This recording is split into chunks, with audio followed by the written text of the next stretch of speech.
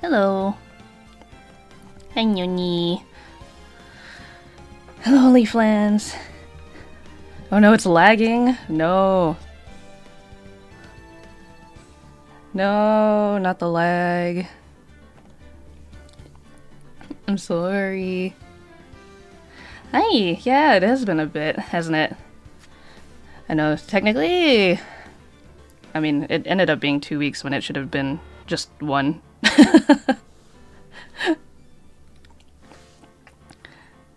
Oh no, OnlyFans, I think your internet's a little slow. But if there's anyone else new who's watching, or coming back after, yeah, it's been a bit. If you've forgotten about who I am after 2 weeks. I'm Calico Pascal, Sea Otter VTuber, streaming to you live from the Float Harbor Aquarium. Hello, hello. You sent me something? I do not see anything yet. Unless you are about to send me something. I'll get into what I was doing while I was away. Oh shit! Oh no! Is this- wait. Is this done? Is this the finished product? What the hell? OnlyFans? Oh my god! Wait. Hold on, I'm saving this so I can show it to everybody on screen. On stream. I can't even speak English. Holy shit, this is really cool! Wait. Okay, save. Oh my god! Dude, this is so sick. Hold on. Okay, how do I put this up here?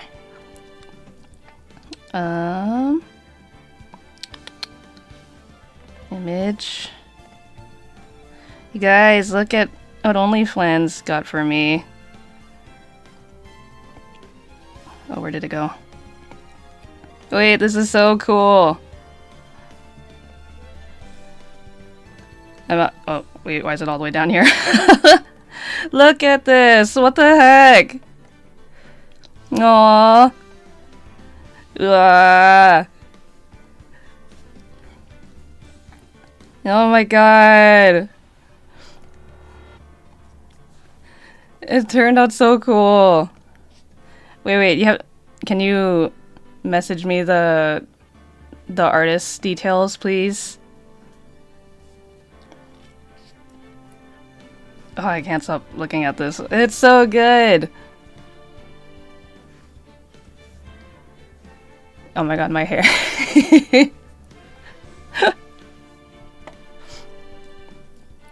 No, you're leaving and never come back. No! You're trapped here forever. What the...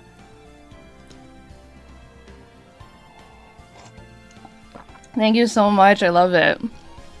I'm sorry, like, I mean, this is the real genuine reaction.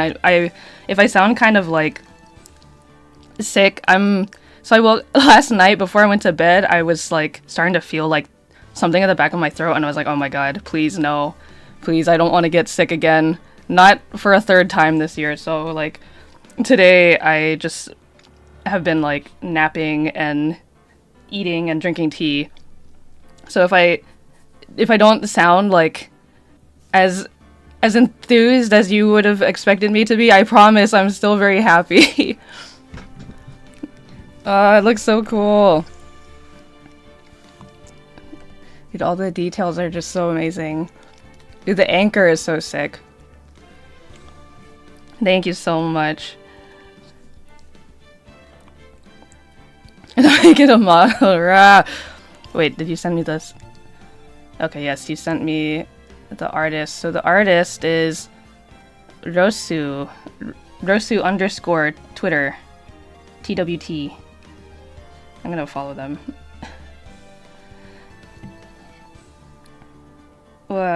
Dude, their art's so good. I'll be sure to thank them after stream. Send a tailless version? No, don't chop off my tail. I need it. I need it for those extra fluffy points.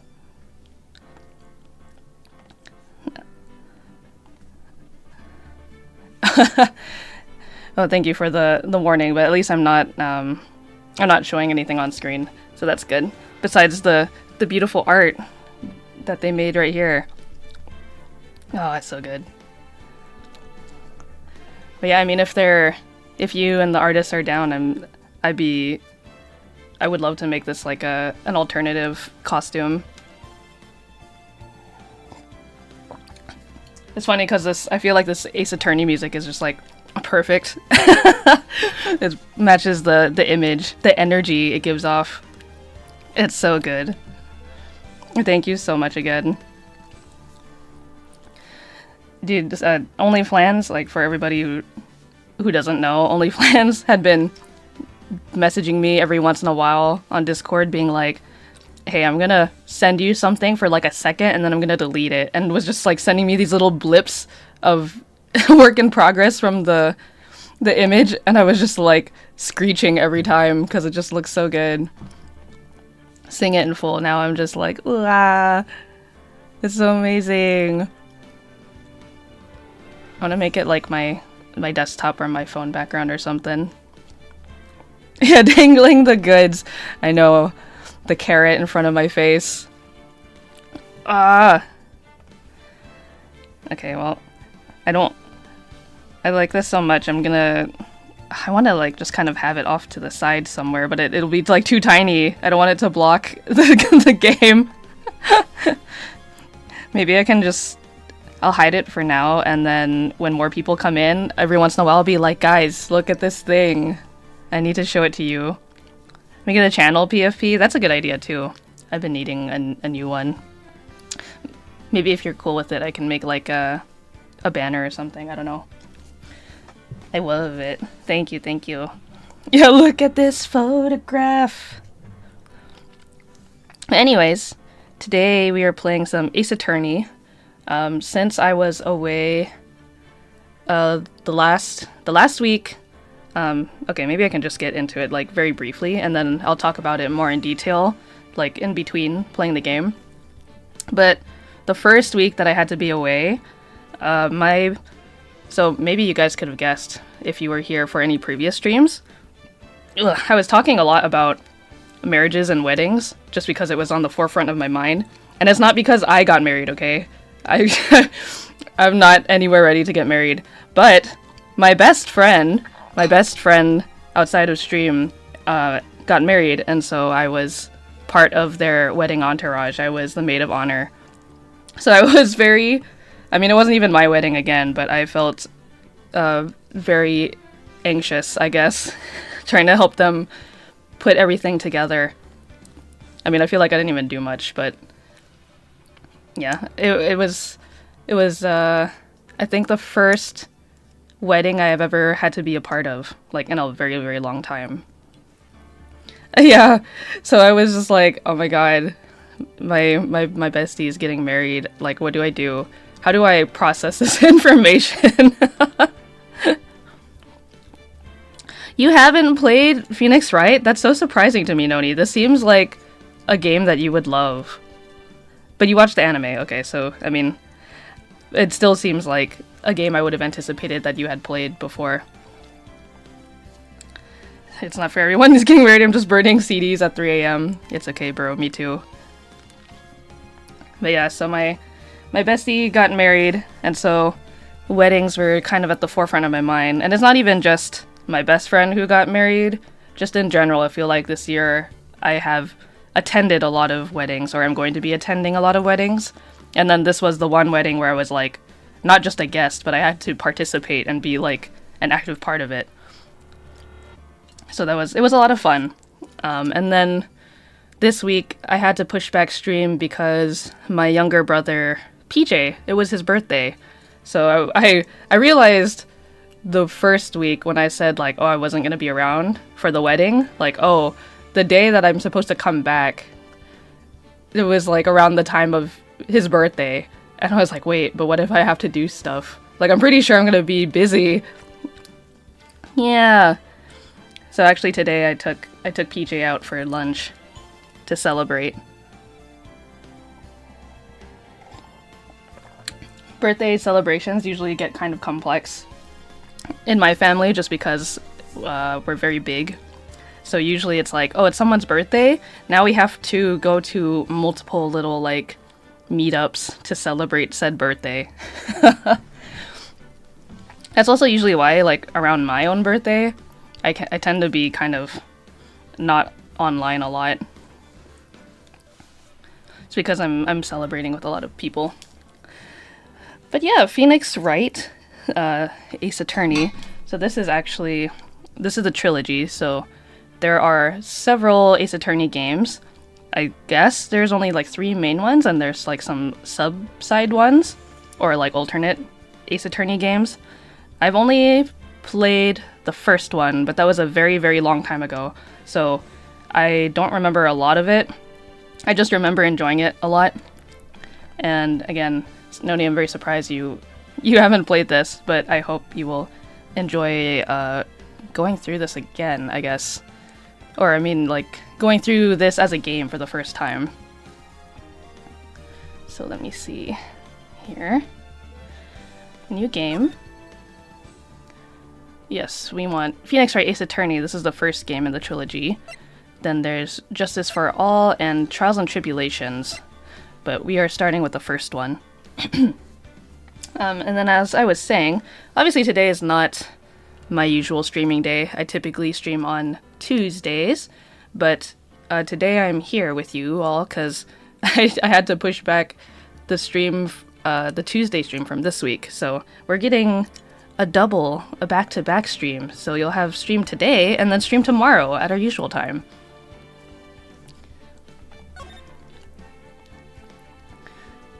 This is episode 1, the first turnabout.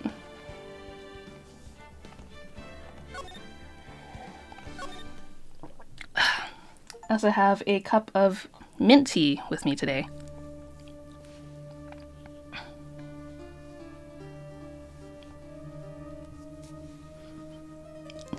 This is very ominous. No. Damn it! Why me? I can't get caught. Not like this! Oh wow, we just are seeing who the culprit is right away. Oh. I'll make it look like he did it. Okay. I guess so we as the audience know right away who the culprit is. August 3rd, 9:47 a.m. District Court, Defendant Lobby Number 2. Boy, am I nervous. Right. Oh, hiya, Chief. Phew, I'm glad I made it on time. Well, I have to say, Phoenix, I'm impressed. Also, can I just stop and say, like, Phoenix Wright? I think it originally came out, like, early 2000s, right? And yet, even now, I still feel like it holds up very well. Not everyone takes on a murder trial right off the bat like this. You sent me a Google file and the time-lapse. Whoa! There's a time-lapse too? Hell yeah. Thank you. It says a lot about you. And your client as well. Thanks. Actually, it's because I owe him a favor. A favor? You mean you knew the defendant before this case? Yes. Actually, I kind of owe my current job to him. He's one of the reasons I became an attorney. Well, that's news to me. I want to help him out any way I can. I just really want to help him. I owe him that much. It's over! My life, everything, it's all over! Is that your client screaming over there? Yeah, that's him. Death, despair, oh! I'm gonna do it! I'm gonna die! It sounds like he wants to die. Oh, wait. Were we looking at my attorney's badge? Oh, okay, that was my bad. Yeah. Mia's like, it sounds like your client wants to die. Phoenix takes out his looking at his badge. Huh? Oh yeah, you're right. I guess I should stop him. Nick. Hey there, Larry. Dude, I'm so guilty. Tell them I'm guilty. Give me the death sentence. I ain't afraid to die. What? What's wrong, Larry? Oh, it's all over. I'm finished. Finished! I can't live in a world without her. I can't! Who took her away from me, Nick? Who did this? Aw, Nick, you gotta tell me. Who took my baby away?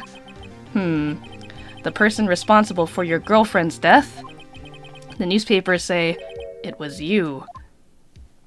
Uh-oh. My name is Phoenix Wright. Here's the story.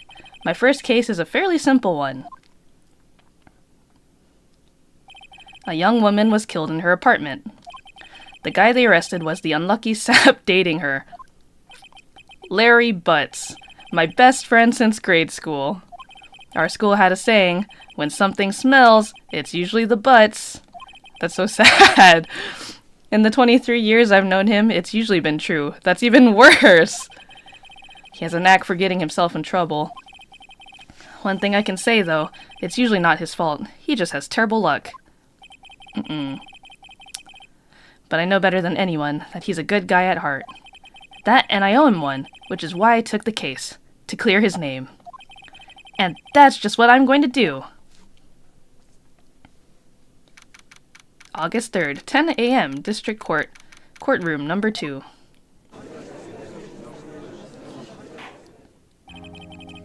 Court is now in session for the trial of Mr. Larry Butts. The prosecution is ready, Your Honor. Or maybe I should give him a different voice. The, defense is ready, Your Honor. Ahem. Mr. Wright, this is your first trial, is it not? Yes, Your Honor. I'm, a little nervous. Maybe being a little under the weather is helpful here, in this scenario. Your conduct during this trial will decide the fate of your client.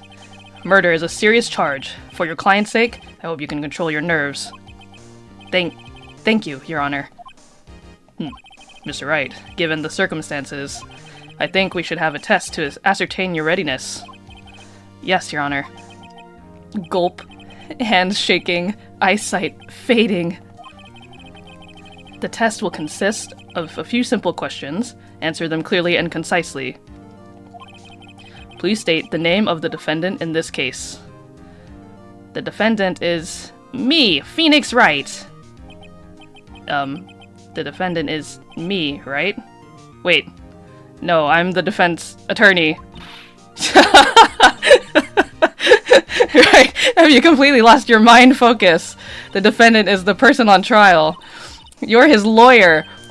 Oh yeah, right. This is no laughing matter. You did pass the bar, didn't you? Tisk tisk. Sorry, I couldn't hear your answer. I'll ask once more. Oh, he's just pretending. He's being nice for me. Please state the name of the defendant in this case. It's Larry Butts. The defendant? Well, that's Larry Butts, Your Honor. Look at my lawyer dog, I'm cooked. They don't know I'm cosplaying as a lawyer today. Correct. Just keep your wits about you and you'll do fine. Next question. This is a murder trial. Tell me, what's the victim's name? Phew, I know this one. Glad I read the case report cover to cover so many times. It's... Wait, uh-oh. Gasp. No way, I forgot! I'm drawing a total blank here. Phoenix, are you absolutely sure you're up to this? You don't even know the victim's name? Oh, the victim. Of course I know the victim's name. I, just forgot. Temporarily. I think I feel a migraine coming on. Look, the victim's name is listed in the court record. Just press tab to check it at any time, okay? Thanks, Mia. Remember to check it often. Do it for me, please. I'm begging you. Mr. Wright, who is the victim in this case? The court record says Cindy's autopsy report. Time of death is, was that July 31st, 4 to 5 p.m.? Cause of death, loss of blood due to blunt trauma. Oh, okay. I thought there was more to that. Beck. Get me out of here. It only said Cindy, but it's probably Cindy Stone. The victim's name is Cindy Stone. Cinderblock?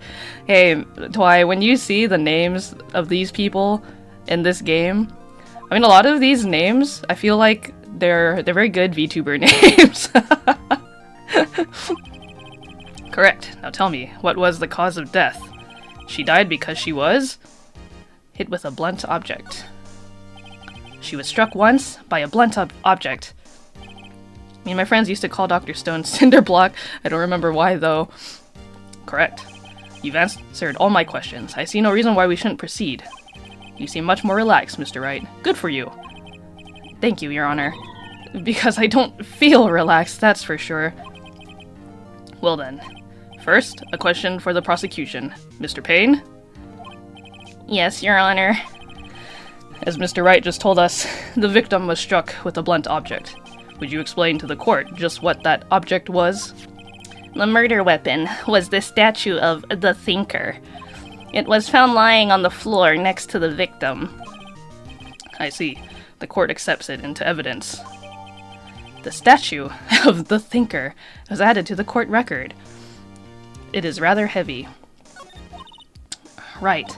Be sure to pay attention to any evidence added during the trial. That evidence is the only ammunition you have in court. Use tab to check the court record frequently. Thanks, Mia. Mr. Payne, the prosecution may call its first witness. The prosecution calls the defendant, Mr. Butts, to the stand. Chief, what do I do now? Pay attention. You don't want to miss any information that might help your client's case. You'll get your chance to respond to the prosecution later, so be ready. Let's just hope he doesn't say anything unfortunate. Uh-oh. Larry gets excited easily. This could be bad. Larry Butts. Ahem. Mr. Butts, is it not true that the victim had recently dumped you? Hey, watch it, buddy. We were great together. We were Romeo and Juliet, Cleopatra and Mark Antony. Didn't they all die? I wasn't dumped. She just wasn't taking my phone calls or seeing me. Ever. Oh, bro got ghosted. Show Twy the thingy, you're so right. Twy, look at this thingy. Look at this photograph. Wait, I gotta make it bigger. Look at this photograph. Isn't it great? Look at this late birthday gift I got from OnlyFans. It's so good. Me stopping everyone in the middle of the court. Look at this photo, you guys. Don't I look so cool? I'm here to present evidence to the stand. Check out this sick photo of me. Yeah, isn't it awesome? When's Twi's birthday? Asking for a friend. Yes, the chat would like to know. Mr. Twi Dayo, if that is truly your name. When is your birthday?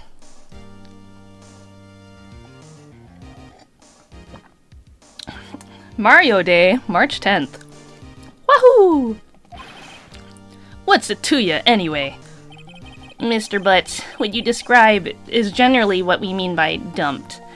In fact, she had completely abandoned you, and was seeing other men. She had just returned from overseas with one of them the day before the murder. What do you mean, one of them?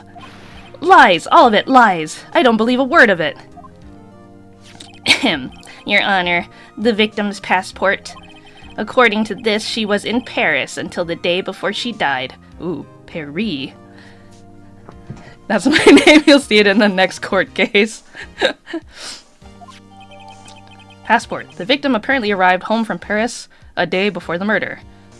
It was July 30th. Indeed. She appears to have returned the day before the murder. Dude, no way. The victim was a model, but did not have a large income. It appears that she had several sugar daddies. Whoa. Quote unquote sugar daddies. I don't remember this. Daddies? Sugar? Yes, older men who gave her money and gifts. Pause. I'm gonna need some of those. Yeah, hold on, hand them over. She took she took their money and used it to support her lifestyle. Dude! We can clearly see what kind of woman this Miss Stone was. Tell me, Mr. Butts, what do you think of her now? Right. I don't think you want him to answer that question. Yeah, Larry has a way of running his mouth in all the wrong directions. Should I wait and see what happens, or stop him from answering? My client has no idea the victim was seeing other men. That question is irrelevant to this case. Oof. Wince. Dude, Nick, what do you mean, irrelevant? That cheatin' she-dog? No, but I'm gonna die. I'm just gonna drop dead. Yeah, and when I meet her in the afterlife, I'm going to get to the bottom of this. Bro, why would you say that? Where can I find some of those? Come on, share with the rest of the class. Well, apparently she went to Paris, so we all gotta make a little trip to Paris. Let's continue with the trial, shall we? I believe the accused's motive is clear to everyone. Yes, quite. Oh boy, this is so not looking good. Next question. You went to the victim's apartment on the day of the murder, did you not? Gulp. Well, did you or did you not? Well, maybe I did, and maybe I didn't. Uh-oh, he definitely went. What do I do? Have him answer honestly or stop him from answering? I mean... Well, we don't want him to lie. Never mind, Paris is disgusting. It's interesting. Have you guys ever heard of the, there's a specific name for it, but there are people from, like, other countries who will just have this, like, grand delusion of what, like, France or Paris is about. And apparently this is specifically noted in people from Asian countries that just have this, like, wow, Paris must be so great and grand and beautiful and whatever. And then when they get to France, they're just, like, extremely disappointed because it's not at all what they thought it was. I had a friend who basically said they experienced that phenomena, but, you know, maybe not to, like, the same degree. The biggest question I heard of Paris is, who is at Paris? So it's like the Asia to Europe version of American people imagining Japan. Yeah, I think that is probably correct.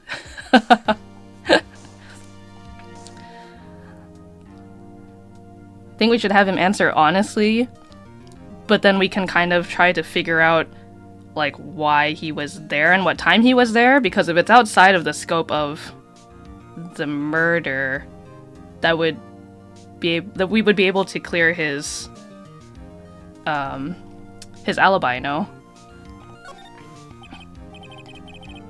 I know, I'll send him a signal. What? Slamming the slamming the desk? Tell the truth! Yeah, I was there. I went. Order. Well, Mr. Butts. Dude, chill. She wasn't home, man, so, like, I didn't see her. Oh my god. His voice. Objection! Sounds like lemon grab. Your Honor, the defendant is lying. Lying? The prosecution would like to call a witness who can prove Mr. Butts is lying. Well, that simplifies matters. Who is your witness? Have you seen the Phoenix Wright court generator to use with other people? It's so fun to use as a friend. I have not seen the Phoenix Wright court generator. Wait, are you talking about the game that's kind of like... It's not Phoenix Wright specifically, but it's basically like a... It's an indie game, right? Where everybody's like a little sock puppet in court. The man who found the victim's body just before making the gruesome discovery. He saw the defendant fleeing the scene of the crime. No, it's a website with all the assets and characters. Whoa, that's cool. There's some banger clips out of people turning Twitter or Tumblr threads into Phoenix Wright court cases. Yes, Guilty as Sock. That's the game I'm thinking of. But no, that sounds really cool. Gasp. We should do that for event. That's a good idea. Order. Order in the court. Mr. Payne, the prosecution may call its witness. Yes, Your Honor. This is bad. On the day of the murder, my witness was selling newspapers at the victim's building. Please bring Mr. Frank Sawit to the stand. Yeah, get it? Frank Sawit? 'Cause he's a witness? Oh my god. Mr. Sawit, you sell newspaper subscriptions, is this correct? Wait, isn't this the culprit, though? I thought his name was something else. Oh yes, newspapers, yes. Mr. Sawit, you may proceed with your testimony. Please tell the court what you saw on the day of the murder. Witness testimony. Okay. Oh, that's the wrong voice. I was going door to door, selling subscriptions when I saw a man fleeing an apartment. I thought he must be in a hurry because he left the door half open behind him. Thinking it strange, I looked inside the apartment. Then I saw her lying there, a woman, not moving. Dead! I quailed in fright and found myself unable to go inside. I thought to call the police immediately. However, the phone in her apartment wasn't working. I went to a nearby park and found a public phone. I remember the time exactly. It was 1 p.m. Wait, but the time of her death was 4 to 5. The man who ran was, without a doubt, the defendant sitting right over there.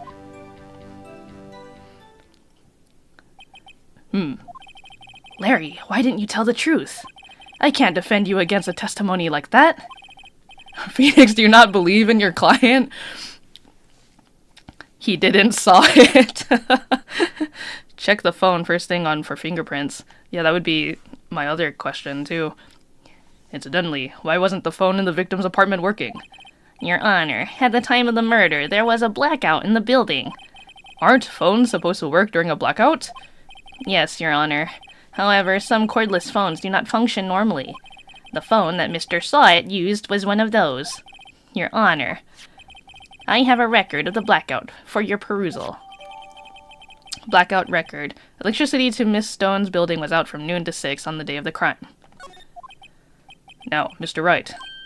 Yes, Your Honor. You may begin your cross-examination. Cross-examination, Your Honor. All right, Wright. Alrighty, Wright. This is it. The real deal. What exactly am I supposed to do? Why, you exposed the lies in the testimony the witness just gave. Lies! What? He was lying? Oh my god, right. What do you mean? Lies? In the courtroom? Who would go and spread lies in the courtroom? Your client is innocent, right? Then that witness must have lied in his testimony. Or is your client really guilty? Gasp. How do I prove he's not? You hold the key. It's in the evidence. Compare the witness's testimony to the evidence at hand. Y'all didn't tell the truth? Disgusting. There's bound to be a contradiction in there. First, find contradictions between the court record and the witness's testimony. Then, once you've found the contradicting evidence, present it and rub it in the witness's face. Also, did you guys know that there was a live-action Phoenix Wright adaptation? I actually watched it. It was pretty good. Me when I lie. Hopefully not in court, Mr. Twaidayo. Okay. Open the court record with tab, then point out contradictions in the testimony. You didn't know there was a live action? Okay, but like, when I say there's a live action, you know, most people think like, oh, you know, anime live adaptations, like, the character might have, like, green hair, but then in the live adaptation, they are, like, they just have black hair, or whatever their natural hair color is, right? But in this Phoenix Wright live adaptation, they went hard. All the characters, or no, all the actors were wearing, like, wigs. Like, they were cosplaying their characters, pretty much. Yeah, no, he wasn't just a guy. He had, like, the Phoenix Wright hair and everything.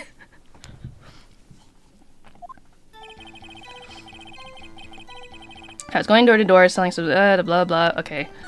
I thought he must be in a hurry because he left the door half open. Yeah, where's the time? I know it's the time. Okay, phone wasn't working. Public phone. It was 1 p.m. Okay, so yes. So then do tab. We need time of death is from 4 to 5, not 1. So present. Objection!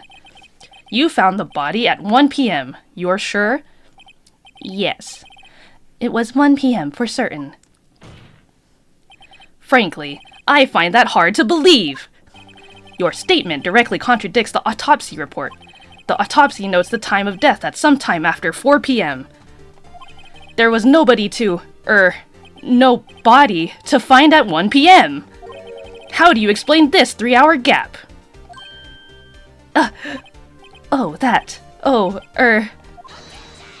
Objection! This is trivial. The witness merely forgot the time. No. Wiggling my finger back and forth. After his testimony, I find that hard to believe. Mr. Saw It. Why were you so certain that you found the body at 1 p.m.?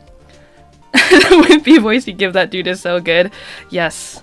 My voice acting, non-voice acting lessons are paying off. Gee, that's a really good question. Trivial dog, it was 3 whole hours. Great job, Wright. Way to put him on the spot.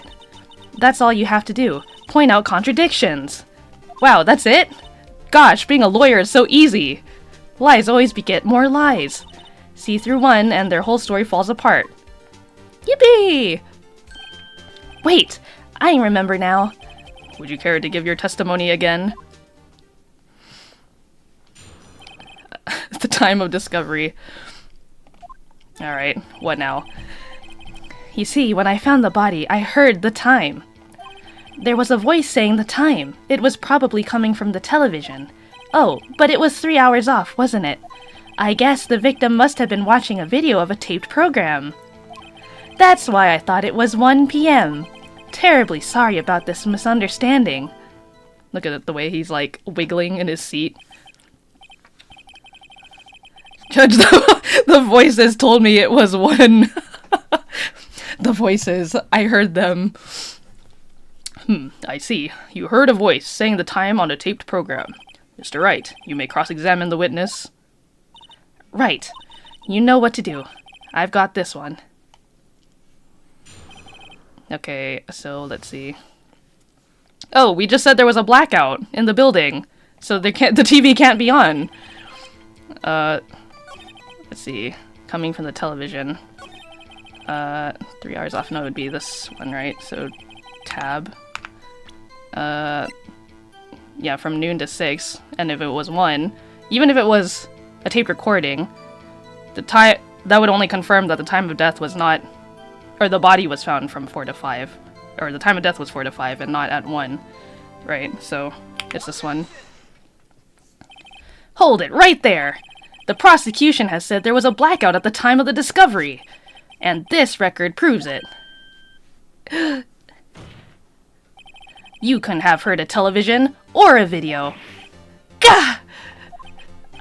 Well, The defense has a point. Do you have an explanation for this, Mr. Sawit? No, I find it quite puzzling myself. Bro, his lawyer is shit. He should not let him talk, period. Quite. Wait, I remember now. Mr. Sawit, the court would prefer to hear an accurate testimony from the very beginning. These constant corrections are harming your credibility. The voices in my head, Judge. That, and you seem rather distraught. Gah! My apologies, Your Honor. It must have been the shock of finding the body. Very well, Mr. Sawit. Let's hear your testimony once more, please. Hearing the time. Alright, what's your excuse now, buddy? Actually, I didn't hear the time. I saw it. Yeah, he saw it! He saw it! There was a table clock in the apartment, wasn't there? Yeah, the murder weapon. The killer used it to hit the victim. Wait, what? That must have been what I saw. You said the statue was the murder weapon. Weemy! Hi, welcome. Weemy, look at this belated birthday gift I got from OnlyFans. It's so good. I'm so happy. Look at it. Yeah, bro saw it.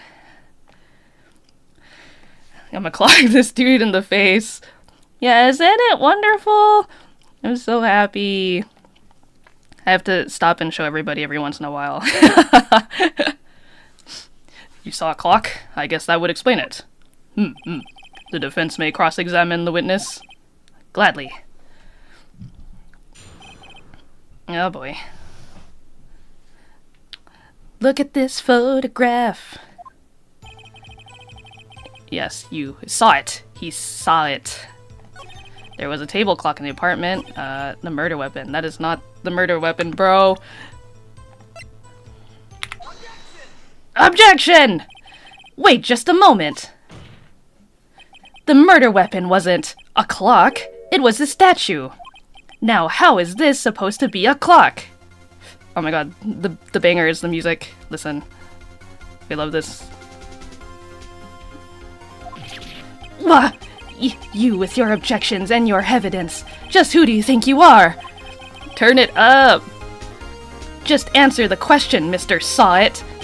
Hey, I saw it there, okay? He saw it! That's a clock! Your Honor, if I may. Yes, Mr. Payne.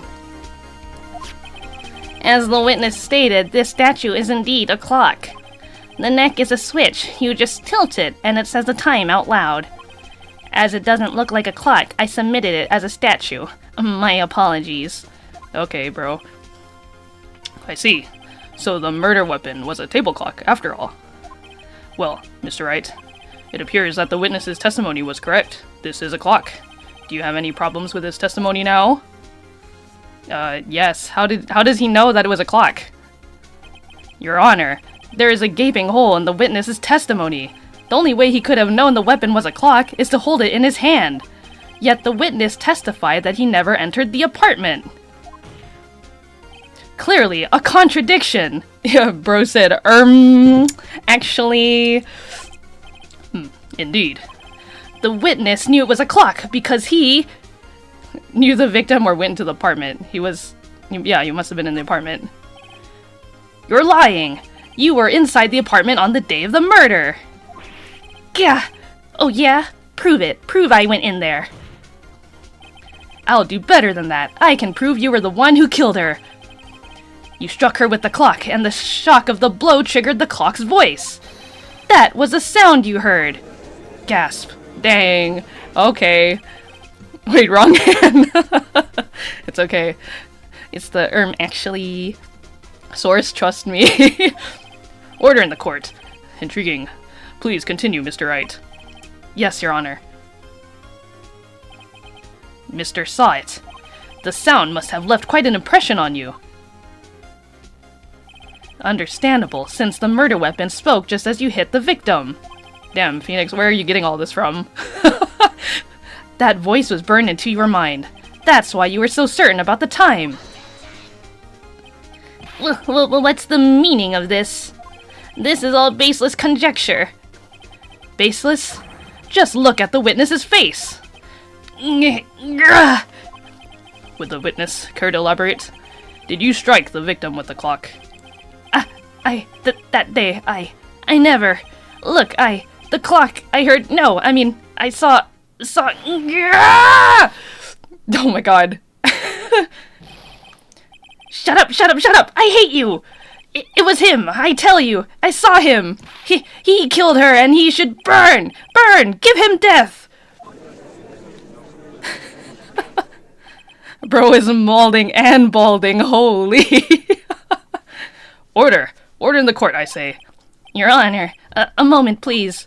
There isn't a shred of evidence supporting the defense's claims. Mr. Wright. Your Honor, you claim the sound the witness heard came from the clock. Do you have any evidence? The whole case is riding on this. I'd better think it through carefully. Your Honor, the sound Mr. Saw heard was definitely the clock. A fact which is clear if you simply, try sounding the clock, examine the clock's batteries, or ask the neighbors. Well, yeah, if the clock was off, if the clock said 1 p.m. and the time was actually 4, which this is making up, then it would probably be the battery, right? All you have to do is examine the batteries! The batteries are in the right way. The clock seems to be working fine. What exactly did you mean, Mr. Wright? That the clock was working fine. Yes, and... okay, I guess not.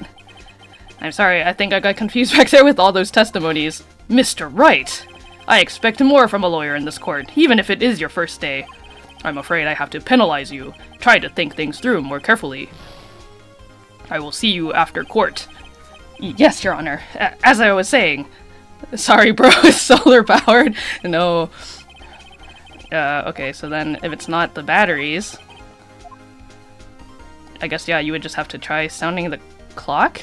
I don't know if it would be loud enough that the neighbors would hear, right? Yeah, because I don't think the door would be open.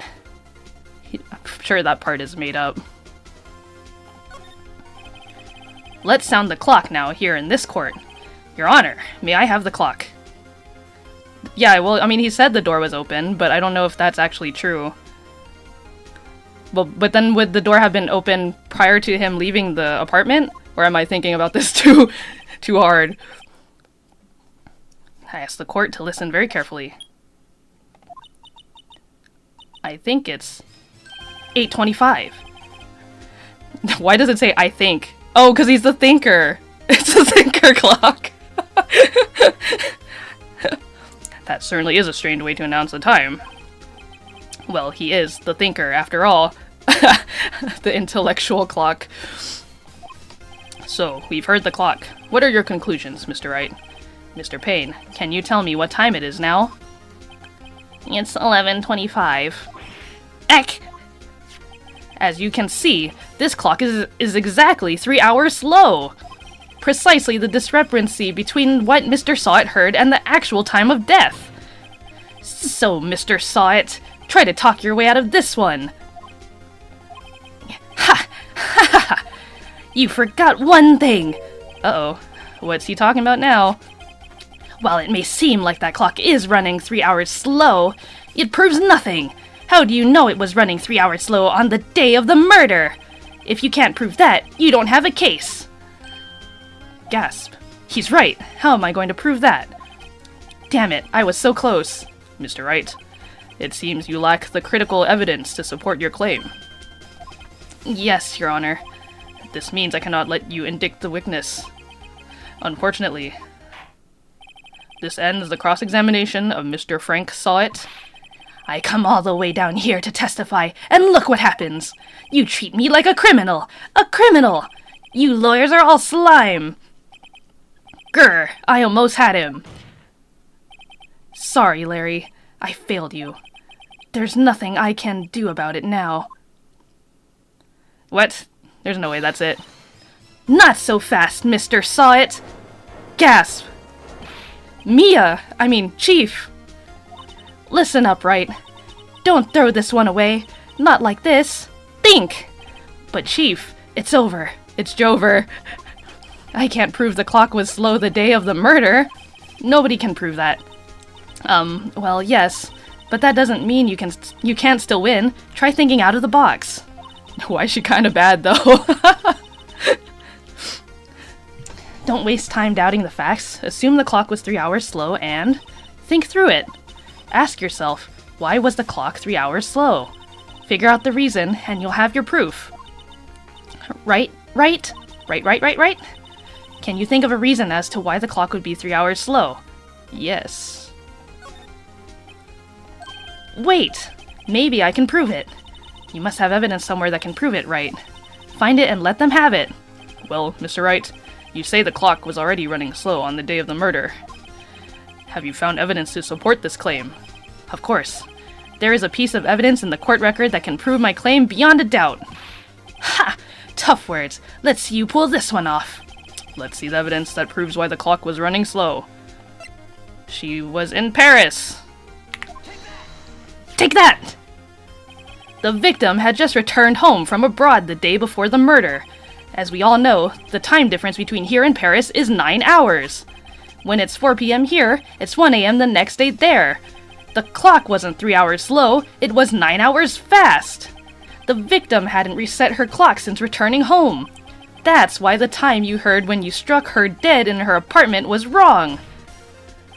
Proof enough for you, Mr. Saw It, or should I say, Mr. Did It? Mr. Done It? What now, you got no- what the- oh my god. Bro fainted. I was about to say he doesn't have another wig to throw. Order, I say. Well, this case has certainly turned out differently than we all expected. Mr. Payne, your witness? He was arrested and has been taken away, Your Honor. Very well. Mr. Wright? Yes, Your Honor. I have to say, I'm impressed. I don't think I've ever seen someone complete a defense so quickly, and find the true culprit at the same time. Yeah, bro got rabies. Thank you, Your Honor. At this point, this is only a formality, but this court finds the defendant, Mr. Larry Butts, not guilty! Yippee! Oh my god, even the confetti. Yippee! We did it!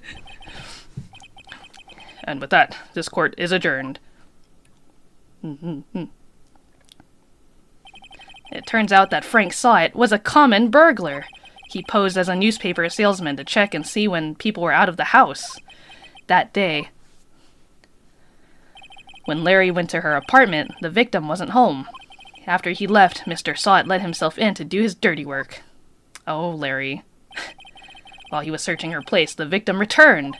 Flustered, Mr. Saw It grabbed the nearest blunt object he could find. Damn, okay. August 3rd, 2:32 p.m. District Court, Defendant, Lobby number 2. Yeah, I know, he had to find out that his girl was cheating on him with all her sugar daddies in France. Phew, I still can't believe we won. Right, good job in there. Congratulations. Thanks, Chief. I owe it all to you. Not at all, not at all. You fought your own battles in there.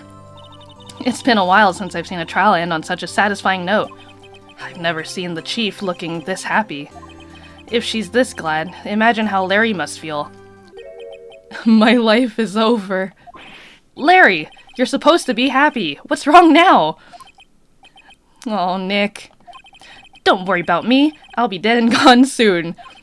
Good. Wait. No, I mean, bad. Larry, you're innocent. The case is closed.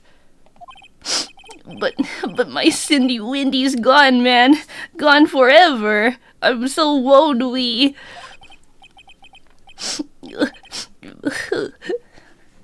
Larry, she was a... never mind. Congratulations, Harry. Oh my god, Mia. Harry? Yes, you. I can practically see the headlines now. Harry Butts. No! Harry Butts. Innocent. Thanks. I really owe you one. Teehee. I won't forget this, ever. Let's celebrate. Dinner? Movie? My treat. He's stupid for calling the body into the police. Oh no, I couldn't. Hey, I was the one who got you off the hook. Oh, hey. Here, take this. It's a present. Why are you giving me the murder weapon? A present? For me? Wait, wasn't this the evidence that... Actually, I made this clock for her. I made one for her and one for me. Wow, matchies. Really? You? You made this? Well, thank you. I'll keep it as a memento. Yo, Nick. Can you believe it? I was so into that chick, and she was just playing me for a fool. Don't that make you just wanna cry? Larry. Are you so sure? Excuse me? I think she thought quite a lot of you in her own way. Nah, you don't gotta sympathize with me, it's okay. Oh, I'm not just sympathizing, really. Isn't that right? Don't you have something to show your friend? Something that proves how she felt about him? Huh? Oh, yeah, right. What the heck is she talking about? What?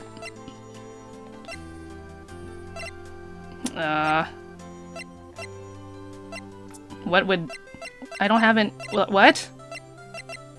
Oh, just the fact that she had the thing? Check this out, Larry. Proof positive you weren't just some chump to her. Huh? What about that clock? This is a clock you made for her, Larry. And she took it with her when she traveled. Aw.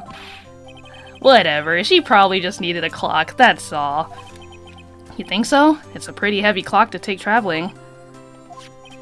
Well, make of it what you will. Hey, Nick. I'm glad I asked you to be my lawyer. Really, I am. Thanks. Hope that made him feel a little better. Wow, she loved her little loser boy.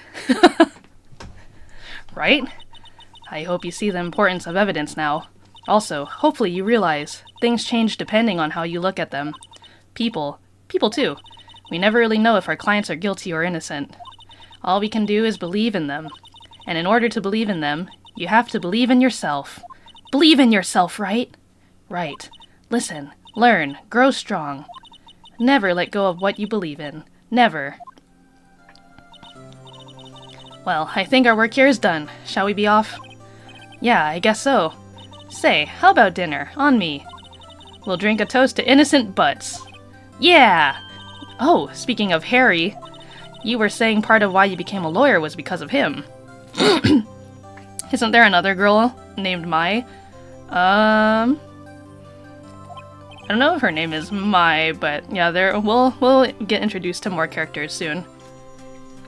Or yeah, part at least. You'll have to tell me more about it sometime. Maybe over drinks? Oh, dang, is she flirting with me? What the... And so, my first trial came to a close. Larry slapped me on the back and said, "Gee, Nick, it's good to have friends." But I'm pretty sure he's not going to pay us, unless you count the clock he gave Mia. I didn't know it then, but that clock was soon going to be at the center of another incident. And my promise to tell the chief about me and Larry would be one promise that I wouldn't be able to keep. Uh-oh. Why not? The end. Yay! We cleared the first trial. We're now on episode 2. A brand new episode has been added. Saving content. Yes, save progress. Alright. Oh.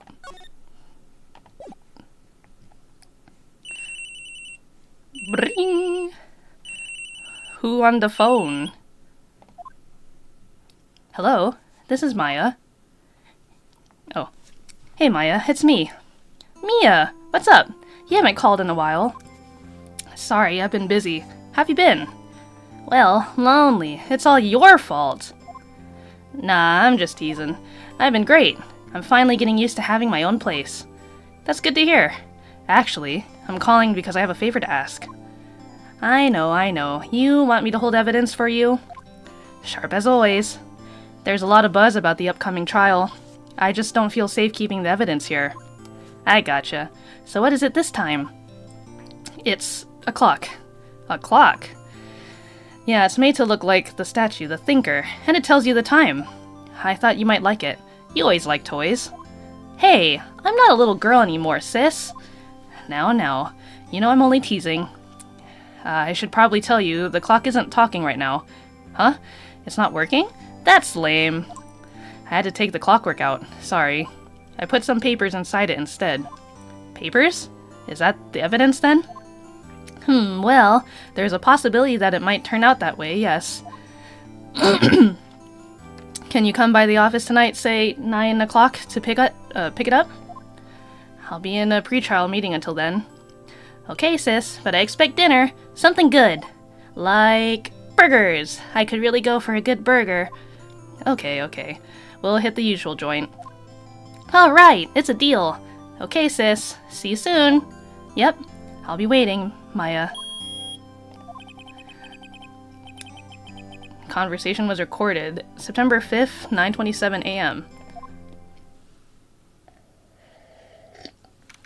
It should have been me. Hello, is your Uber driver. September 5th, 8:57 p.m. So just before 9 o'clock. Faye & Co. Law Offices. Now, Miss Faye, I'll take what's mine. The papers. I'm sorry, but I can't give you what I don't have. Miss Faye, you are a poor liar. Why, I see it right over there. That must be the thinker that swallowed those papers. How could you know? Oh, you're not cogniferous of my background? Gathering information is my business, you see. I should have been more careful. Ho, my dear Miss Faye, I am so very sorry. But I am afraid I must ask you for one more thing. What the? Your eternal silence. Farewell, Miss Faye. Gasp! No! No! Jesus Christ. What the? No! Red, white, blue. America! No, they killed the baddie! September 5th, 9:08 p.m., Faye & Co. Law Offices. Uh-oh, I'm late. Huh, that's strange. Guess the chief left without me. She said her sister was coming over, so we should all go out for dinner. What's that smell? That smelly smell. That smelly smells that smells. Smelly. Blood? Mia! Maybe she's in her office. Uh-oh. Oh god, okay. We gotta look. I smell blood, and that can't be good. I have to check and see if Mia, the chief's okay. Oh, okay, well can I... How do I... Okay, can I move forward? What is going on? What else am I looking for? Okay, how do I... Oh, move. Okay. What the heck? That smell. Blood! Sis. Wangi. It's her, what the heck? It's her time of the month. What the? Someone's there. Oh no. Chief? Chief? Chief! I think this is the girl you were talking about, right? OnlyFans? Who are you? Uh-oh. Dude, that clock is huge. I thought it was gonna be, like, small. The strange girl dropped out cold. I left her lying on the office sofa. I went back to the chief where she lay under the window. Her body was still warm. I could feel it when I held her shoulder. Then, all too quickly, it began to fade. Until finally she was cold. No! Chief. Okay, let's look at the clock. It's encrusted with dried blood. How ironic that this became the murder weapon, again. Yeah, look at how big this thing is! What the heck? Okay, what else broke here? Some shards of glass are scattered on the floor. They seem to be the remains of a glass light stand. Let's see. Chief, it's hard seeing her like this, but if there are any clues here, she was struck on the head with a blunt object. She probably died instantly. The thinker lying next to her must have been the murder weapon. The murder weapon looks like a statue, but it's actually a clock, made by Larry Butts. There's some glass shards near the chief's body. Must be pieces of glass light lying broken in the back of the room. Broken beyond all recognition. Nothing else that seems like a clue here. A piece of paper! It must have fallen from Mia's hand. What could it be? Oh, what? It just appears? Gasp. A word is written in blood on the scrap of paper. Maya? Did Mia write this? This piece of paper is a receipt from a department store, dated yesterday. I think that's enough snooping around for now. I'd better call the police and find out what that girl was doing here. Okay, so then slide. So, whoa. Okay. Ring ring. Right, I'd better call the police. Huh? That's funny. A few of the screws on the receiver are missing. It looks like someone was halfway through taking it apart. Police! Oh, wait, please come quick! Well, what was that? Someone screaming from outside the window? Oh my god. Gasp. She's staring right at me! She's holding a phone in her hand. Holy booba. Okay, what else can we look at here? The Fay & Co. ledger book. Everything is written in the chief's ultra-neat handwriting. It's a small office, but it makes a good bit of money. I don't think there's anything else really to note here. I guess there's a large building right across from the office. The Gatewater Hotel, a nice luxurious place. I see. Oh, no clues here. Oh, I see. Oh, stop. I think the yellow magnifying glass indicates something we can look at. Yo, who is she? All the chief's important documents are packed in here. This is where she filed her case records and recent rulings.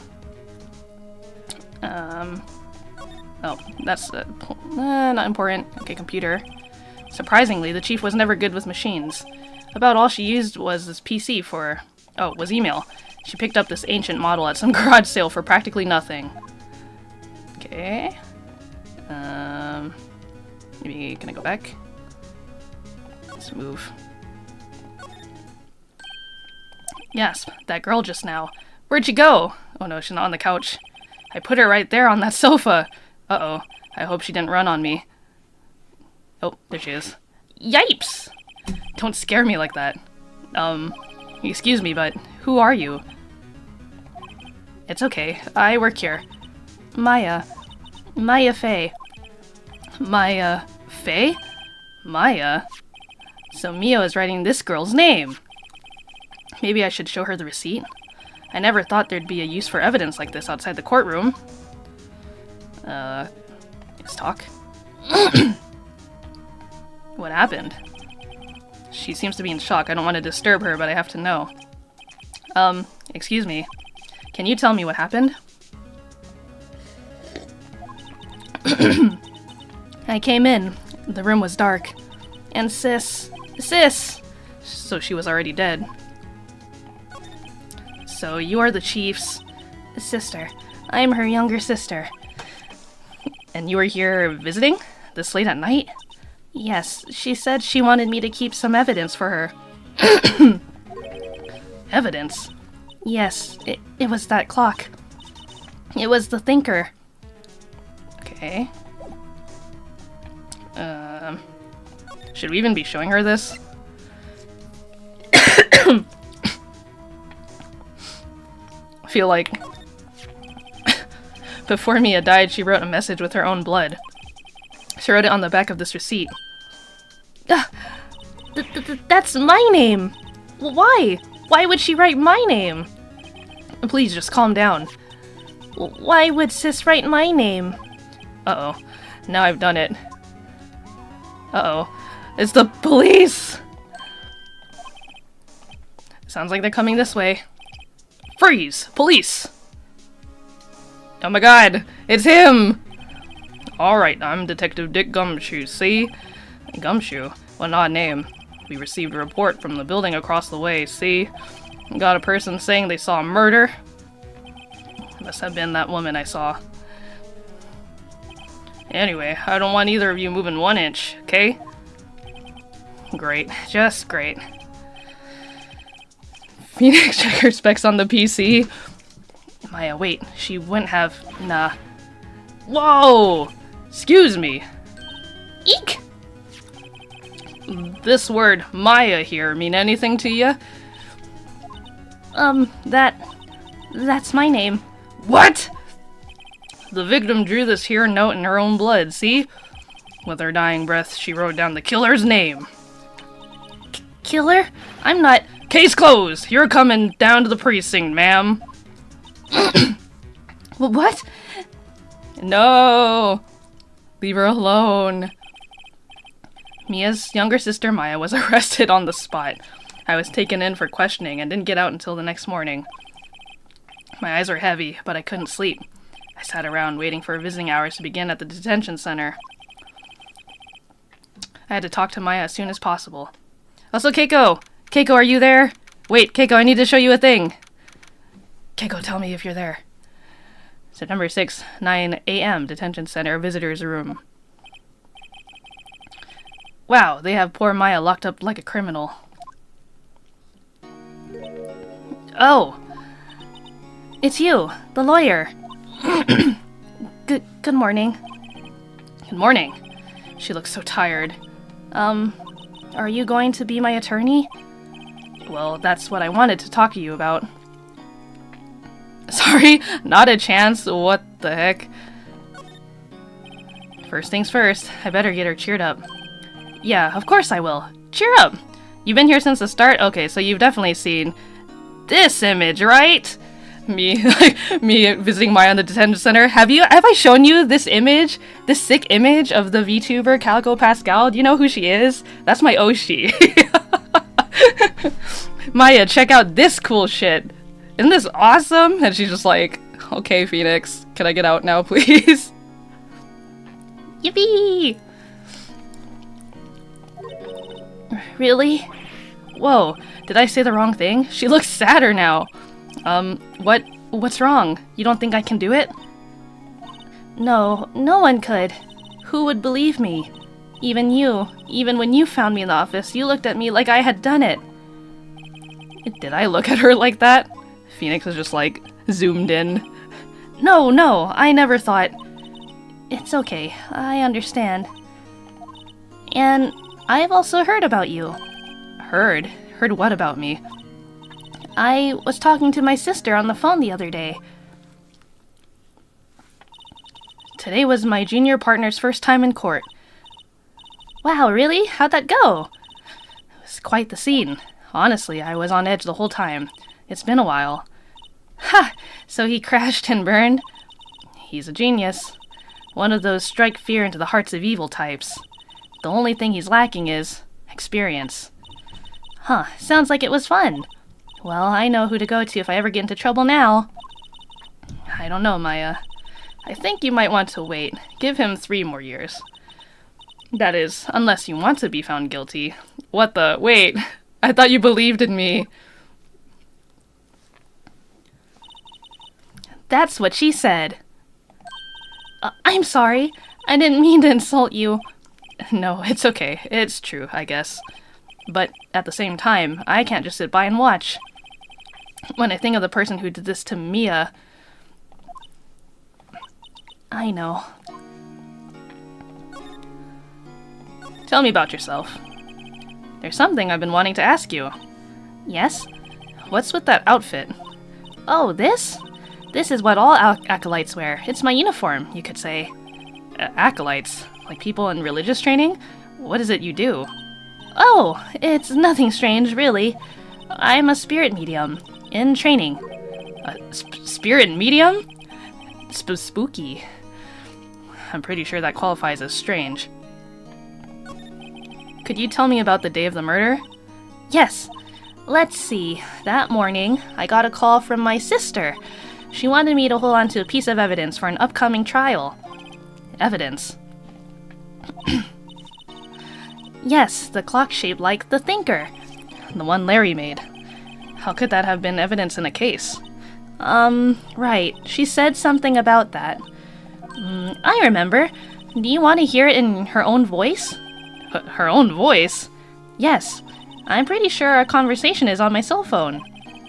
You recorded it? Yeah. I forgot how to delete those things. So you say you have a conversation with your sister on your cell phone? Let's hear it. Right. Oh, I just remembered that detective took my cell phone. Sorry. Oh, right. Of course. Next time I see Detective Gumshoe, I'll ask him for it. I'll write you a note so you don't forget, okay? Sure, thanks. Maya's memo added to the court record. So you're an acolyte, or medium in training. That's right. The Fae family, especially the women, have always been very sensitive to the spirit world. Wait a second, you said the Fae family? So Mia was into this stuff too? Of course! She left the mountain to follow her career, she said. It's kind of funny. Forget spirits, I want to be a lawyer. Her powers are first class too. I had no idea. Wait. What? So you're a real honest-to-goodness spirit medium? With ESP and all that? Yes. In training. Well, can't you contact Mia's spirit then? We can just ask her who killed her. I'm sorry. I'm still in training. I couldn't do something on that level. I thought that would be too easy. Huh? Something the matter? I was wondering, could I ask you a favor? This is the address of a famous lawyer. My sister gave me this a long time ago. She said if I was ever in trouble, I should call him. She doesn't believe in me. Guys, it's over. And, well, I'm in trouble. Do you think you could go ask him to represent me? What do we just say no? Of course not. I'm the only one suited for this job. Okay, but what if we said yes? Then what? Sure, why not? I'll go ask. Thank you so much. I have no one else to turn to. Stay, what about your parents? I see. Don't worry, leave it to me. Oh, you think it's just, his contact information? Be pretty funny.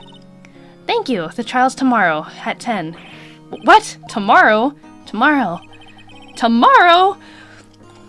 What if this guy refuses?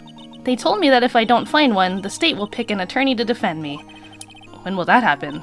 They're giving me until 4 this afternoon. And visiting hours are almost up. I'd better hurry. Right, I'll be back. Okay, go back. Move. What is this? Oh, is this for the person? Grossberg Law Offices. According to the receptionist, the big boss is out. She couldn't say when he'd be back. It must be hard to keep track of everything when you're a famous lawyer. Not to mention run an office like this. Okay, this is definitely not my office. I guess I'll just have to come back later.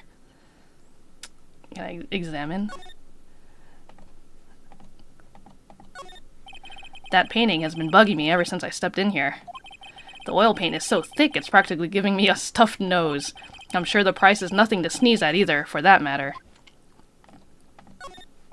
Expensive-looking mahogany bookshelves filled with expensive-looking books. Funny, they don't look like they've ever been read. What, are they collecting dust? A solid mahogany desk. The wood's been polished to keep a deep luster. A table for clients. An elegant ebony case, and if I'm not mistaken, that lighter's made of solid gold. Damn. Even I can't tell someone here's got money to burn. Plant. An expensive potted plant. No idea what kind of plant it is, but it's probably the most expensive one available. I'm surprised the person at the front desk was like, yeah, go ahead, he's not in. Just stand around in the room, I guess. Okay. I guess we go back.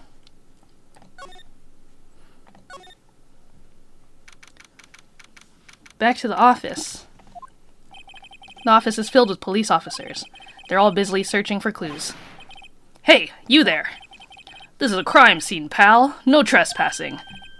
Sorry. Don't I know you from somewhere? Wait, you're that Butts guy, aren't you? No. Phoenix Wright. How could anyone mistake me for Larry? Guess I got the wrong name, Mr. Wright. Sorry about that. That Butts guy, he was a killer, and you're no killer, right? He was proven innocent. Right, and you were Detective Gumshoe. Detective Suede Shoes or Detective Gumtree? Gumshoe, wasn't it? Dick Gumshoe? Right, at your service. Hang on, that's Detective Gumshoe to you, pal. Anyway, get the name right. And don't go calling me Dick.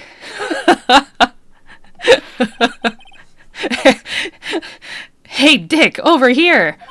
Yes, sir. Be right there. Ahem. You're her lawyer, right, pal? If you got business here, you'd better do it quick. Phew, he thinks I'm Maya's lawyer. Let's talk. About Miss Faye. Did you do an autopsy? You want to know the results, eh? Now don't you look at me like that, pal. It's no use.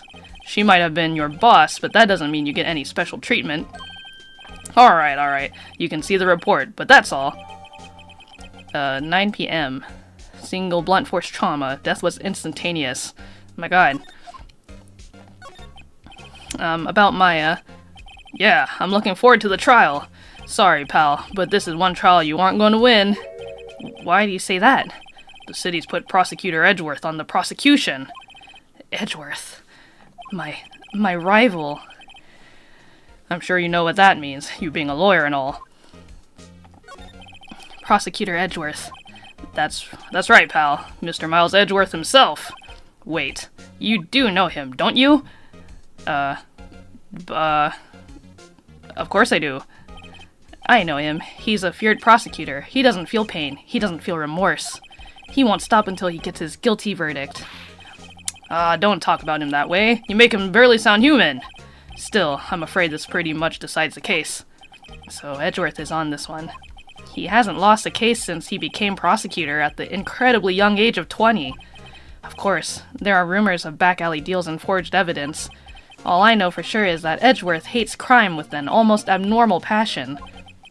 Never imagined I'd be facing him so soon. Okay. Oh,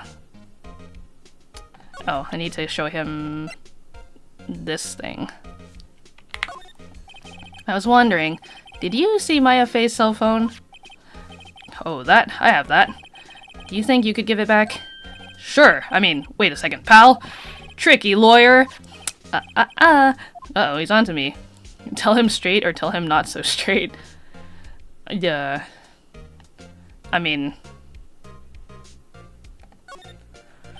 Okay, I can't be straight with this guy, but what should I tell him? Something the matter?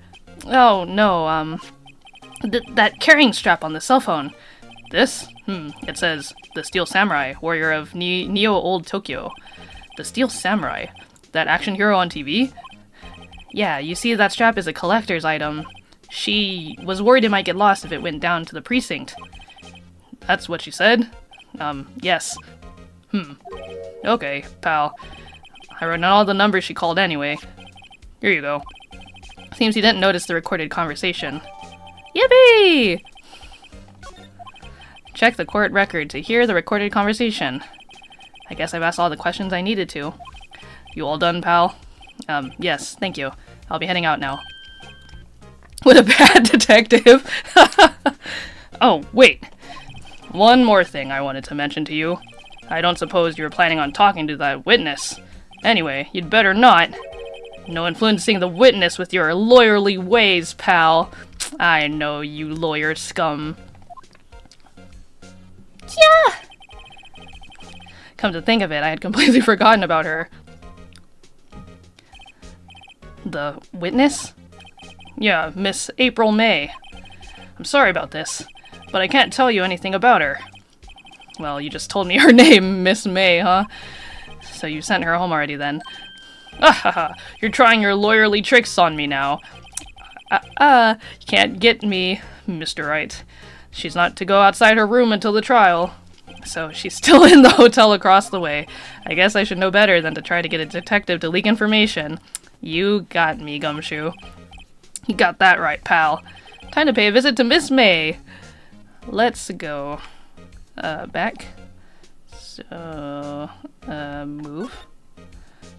To the hotel.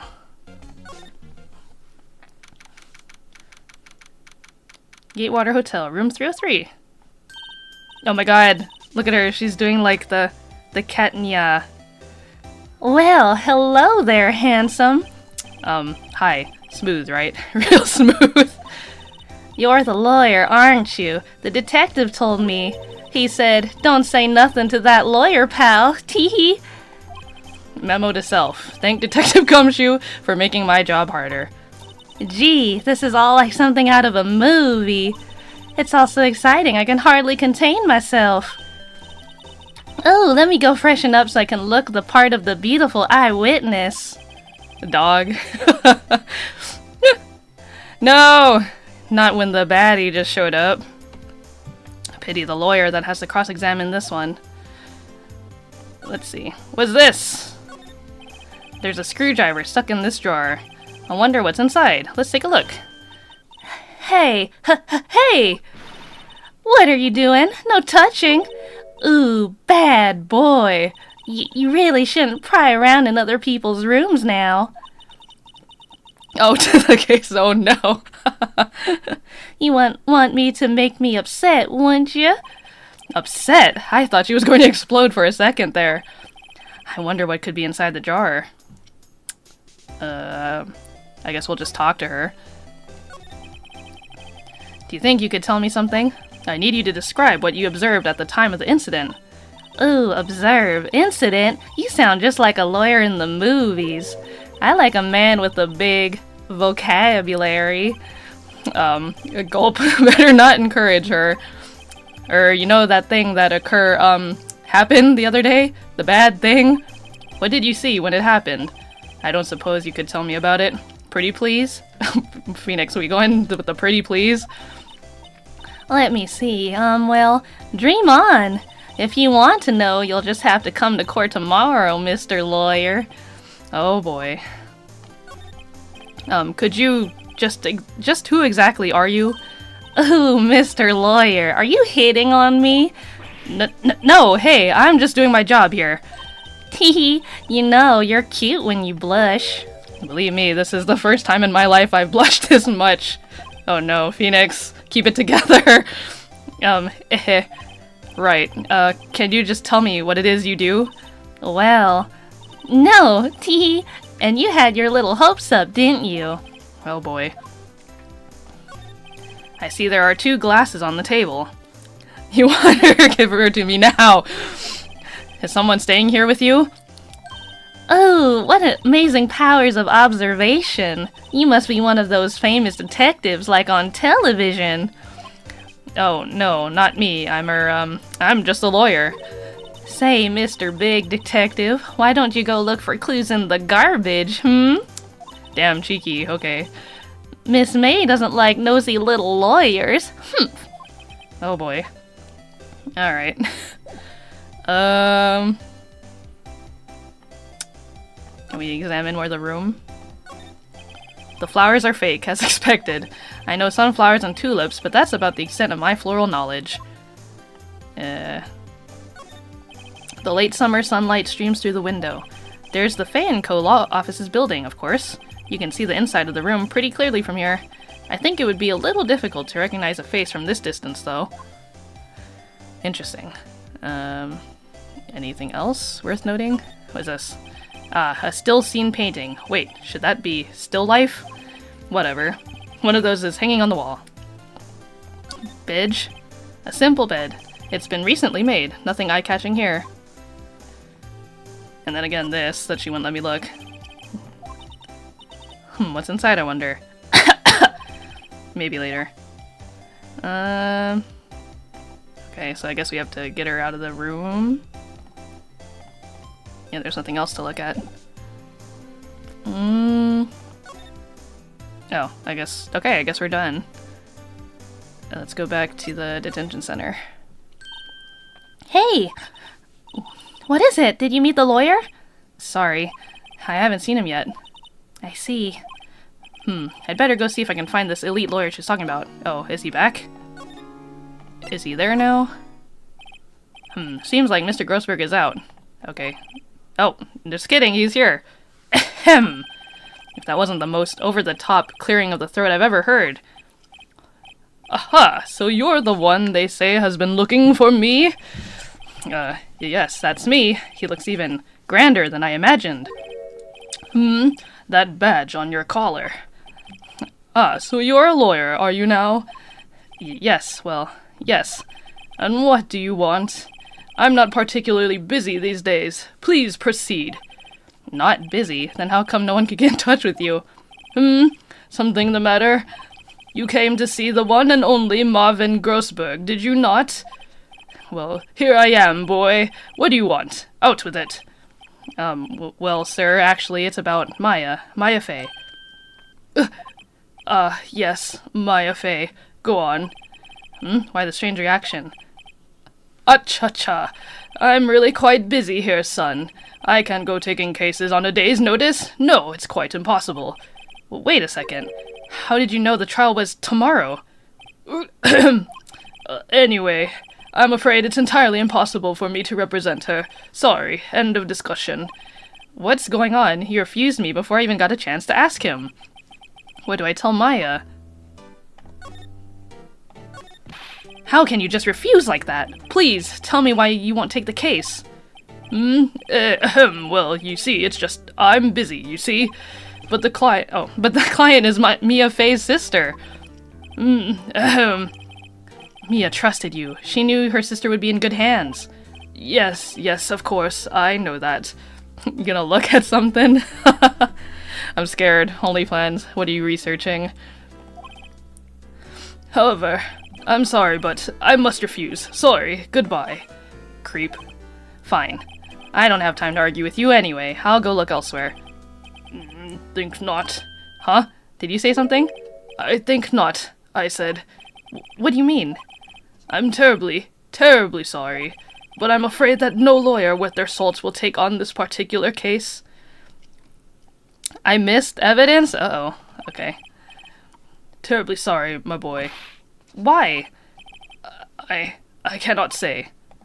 I beg your pardon, but could you leave now? I've nothing more to discuss with you. What's going on here? Well, we're gonna keep talking anyways. How did you know Mia Fey? She worked here a long time ago. Quite the apprentice, that one.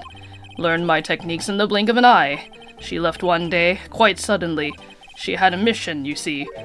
A mission? You could see it in her eyes. She followed it with a burning passion. Never looked back, that one. That's quite a painting. Aha! You noticed!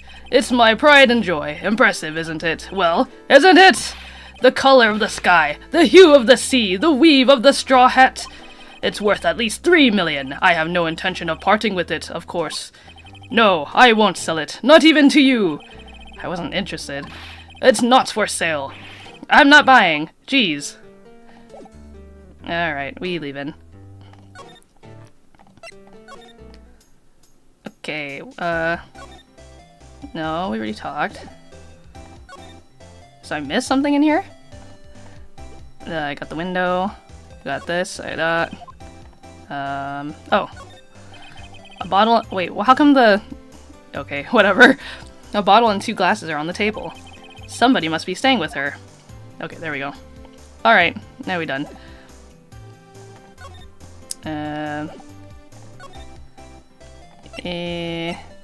Let's go back to the detention center. Weird that the little clickable point for the glasses was, like, the bottom of the table. But okay. Hiya. Oh, you're back! Did you find the lawyer? Well, what do I tell her? Well, see, just be honest. I really don't think you should use that guy. He didn't seem healthy. He was all skin and bones. What really happened? You don't mean he refused to help? Or... I see. I've been abandoned, then. No! Could you tell me about the day of the murder? Sorry, I know it must be hard. No, it's okay. All I've been doing the last few hours is talking about it. I've kind of gotten used to it. Let's see. That morning, I got a call from my sister. She wanted me to hold on to a piece of evidence for an upcoming trial. That's the thinker clock that Larry made. It practically qualifies as a serial murderer by now. So then, when did you arrive at the office? It was right around 9. The lights were off and I could smell blood. Then I found her, my sister. Thanks, Maya. That's all I need to hear for now. What about your family? I only had my sister. My father died when I was very young. And I don't know where my mother is. Don't know? So she could still be alive? The women in my family have been mediums for generations. They say a lot of spiritual power runs in our blood. About 15 years ago, our family was involved in an incident. There was a man and he ruined our mother's life. Ruined? After that, she disappeared. Several years after that, my sister announced she would become a lawyer, and she left the mountain. So, you live by yourself? Yes, I've gotten used to it. Oh, also, I had to become independent, or I would lose my powers. I feel bad for her, all by herself up on the mountain. So, who was this man who, ruined your mother? About 15 years ago, there was an unusual murder case. It made quite a stir. Everyone was talking about it, apparently. The police are running out of leads, and they were getting desperate. Wait, they didn't use a spirit medium, did they? The police convinced my mother to try to contact the victim.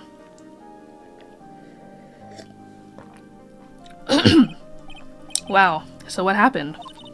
The case was solved. We thought. You thought? The man my mother helped the police capture was innocent. Gasp. The police's consultation with the medium had all been carried out in secret, of course. But a man found out about it and leaked it to the press. He told all the papers that my mother was a fraud, and the media jumped on it big time. She, my mother, became the laughingstock of the nation. I see. White. Excuse me? White? That was his name. My sister told me. White? Just a little longer now before the state-appointed lawyer comes, I guess. 4 p.m. Time's up. What should I do? Sorry, excuse me. Do I just leave her and go home? Go home. Just kidding. I've made up my mind. I'm going to defend you whether you want me to or not. Why? Why? Well, someone else is the culprit. I don't know why. By the powers of the fourth wall, I know that someone else is the culprit. No one is as sad as a person without any friends. I know, I've been there a long time ago. Oh my god, look at baby Phoenix. Why did I become a lawyer in the first place? Because someone has to look out for the people who have no one on their side. Maya, I won't abandon you. You can count on me. That's so kind of you. Ooh. Well, let's fight this one and get you out of here. Right, thank you. Phew, she smiled at last. She looks like an entirely different person. One last question. You are innocent, right? Yes, and I trust you. So you trust me too, okay? It's a deal. So what next? There's something that's been bugging me. Just what was inside that strange woman's drawer? It was when I tried to look into the drawer that she got all defensive. There has to be something in there. Alright. Can we go back in there? Oh. Good afternoon, sir. Excuse me, you are... Ah, I beg your pardon, sir. I'm the bellboy of this establishment. At your service, sir. Oh, right. I've just come up to deliver room service, sir. Do you know where Miss May might be? I believe our guest, Miss May, is currently using the, facilities? If you've no need of anything, I'll be taking my leave. Please, stay as long as you like. Enjoy. Yeah. Wait. No, hey! Why does it seem like every time I come here I end up embarrassing myself? Wait, now's my chance to snoop around a bit. I almost forgot. Gah! You came back quick! Might I ask you to inform Miss May that there is a message for her? Please tell her that Mr. White of Blue Corp phoned. Oh, right, sure. Mr. White of Blue Corp? Where have I heard that name? White. That was his name. My sister told me. White was the name of the guy who ruined Mia and Maya's mother. Could it be a coincidence? Alright, quickly. Let me see. What's in that drawer? There's a screwdriver sticking out of that half-open drawer. Now's my chance to see what's inside. What do we have here? Wiretap? What would a woman like her be doing with a thing like this? Alright. There's definitely something suspicious about this Miss May. Why would she have something like this in her hotel room? There's a story behind all this. I know it. Alright. I'll be using this bit of evidence in tomorrow's trial, that's for sure. For Maya's sake. I'll get to this woman's bottom. Wait, I mean, you know what I mean. Oh no. Phoenix, no. Oh, bellboy, still there? Uh-oh, time to scram. I look forward to tangoing with you tomorrow, Miss May. He just like me, for real. In court. See you in court. To be continued. Let's go. I'm gonna get to the trial. Yeah, save. Oh. Alright.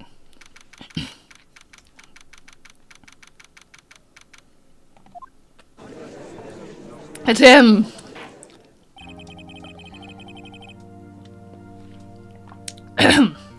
Court is now in session for the trial of Miss Maya Fey. The prosecution is ready, Your Honor.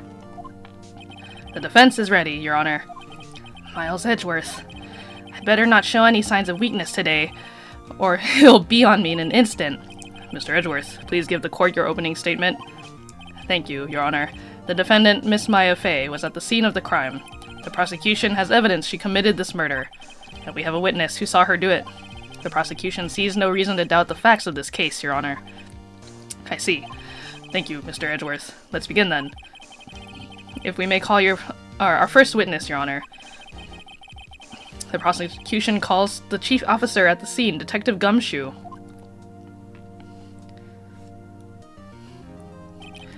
Witness, please state your name and profession to the court. Sir, my name's Dick Gumshoe, sir. I'm the detective in charge of homicide down at the precinct, sir. Detective Gumshoe, please describe for us the details of this murder. Very well, sir. Let me use this floor map of the office to explain. The body was found by this window here. And the cause of death? Loss of blood due to being struck by a blunt object, sir. The murder weapon was a statue of the Thinker found next to the body, sir. It was heavy enough to be a deadly weapon, even in a girl's hands, sir. The court accepts the statue as evidence. They're still calling it a statue. Floor plan added to the court record. Now, Detective. Yes, sir. You immediately arrested Miss Maya Fey, who was found at the scene, correct? Can you tell me why? Yes, sir. I had hard evidence she did it, sir. Detective Gumshoe, please testify to the court about this hard evidence. Alright. As soon as the phone call came in, I rushed to the scene. There were 2 people there already. The defendant, Miss Maya Fey, and the lawyer, Mr. Phoenix Wright. I immediately arrested Miss Maya Fey. Why? We had witness account describing her. The witness saw Miss Maya Fey at the very moment of the murder. The very moment, you say. Very well, Mr. Wright. You may begin your cross-examination. Yes, Your Honor.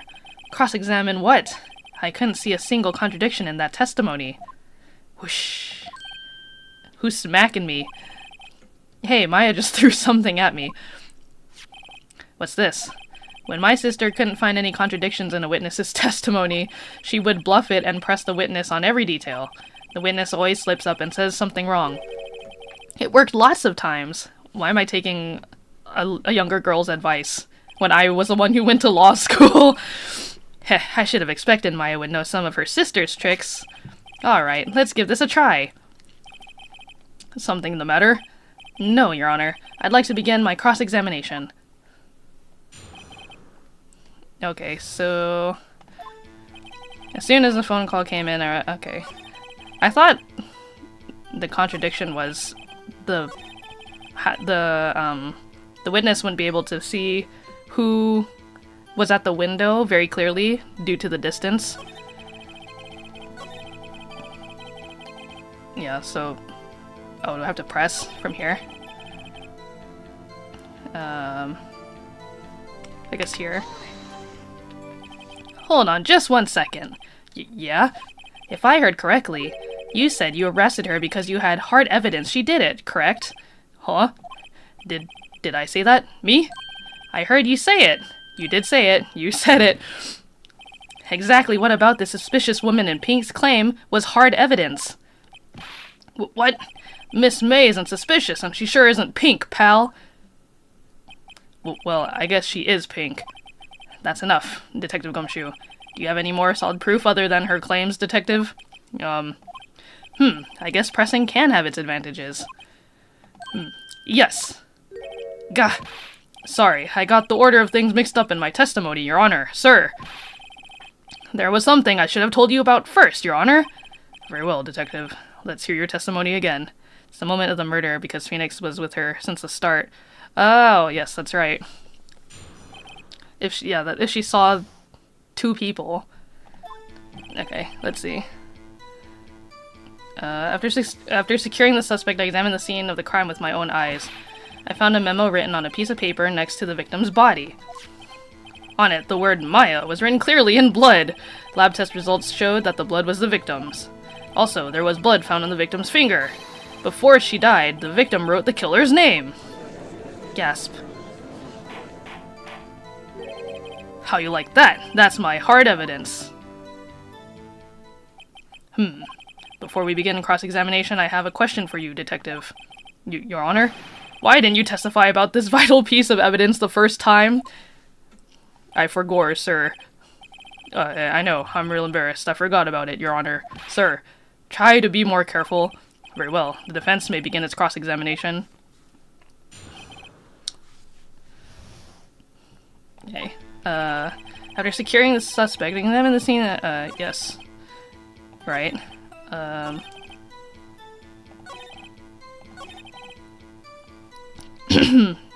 Alright.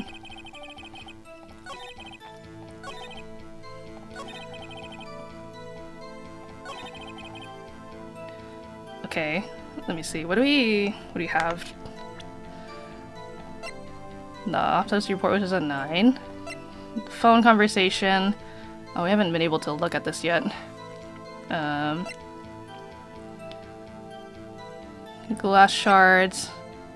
The murder weapon. The tap. Yes, and then the murder scene. Okay, hold on, let's go back. So...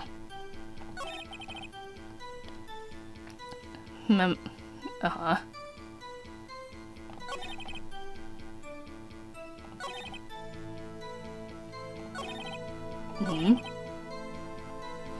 she died, the victim wrote the killer's name. No, let me try to think. What was...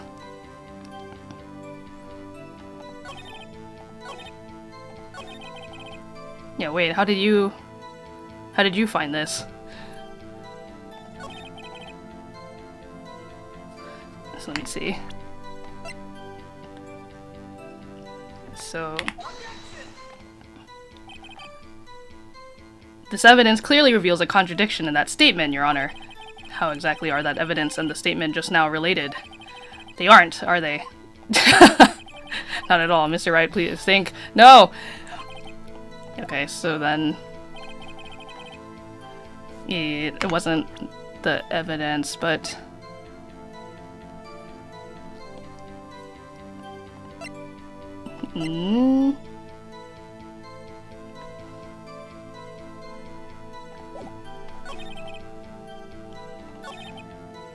The blood was the victim's. There was blood found on the victim's finger. Oh, but it was an instantaneous death. That's what it was. She couldn't have written it on paper if she died. Detective Gumshoe, there's one thing I want you to clarify for me here. You say that the victim, Mia Fey, wrote this note, that she was accusing the defendant, Maya Fey? That's really what you're saying? What? This isn't one of those lawyer tricks now, is it? Of course she wrote it. Who else would have? You have it backwards, detective. But backwards. The victim is the only person who absolutely could not have written it. This is a report from your department, detective. Immediate death due to a blow from a blunt object. She died immediately. But... No butting your way out of this one, detective. Order! Order! The defense has a point. Someone who died immediately wouldn't have had the time to write anything down. Mr. Wright, I beg your pardon, but when exactly did you obtain that autopsy report? When? I forgot. We got the day after the murder, right? Because we didn't meet Gumshoe. No, we met Gumshoe the night of, but we didn't get an autopsy till after. It was the day after the murder. The prosecution's point being... The autopsy report is outdated, Your Honor. What? A second autopsy was performed yesterday, at my request. Death was almost immediate due to a blow from a blunt object, but there is a possibility the victim lived for several minutes after the blow. I received these results this morning. No way!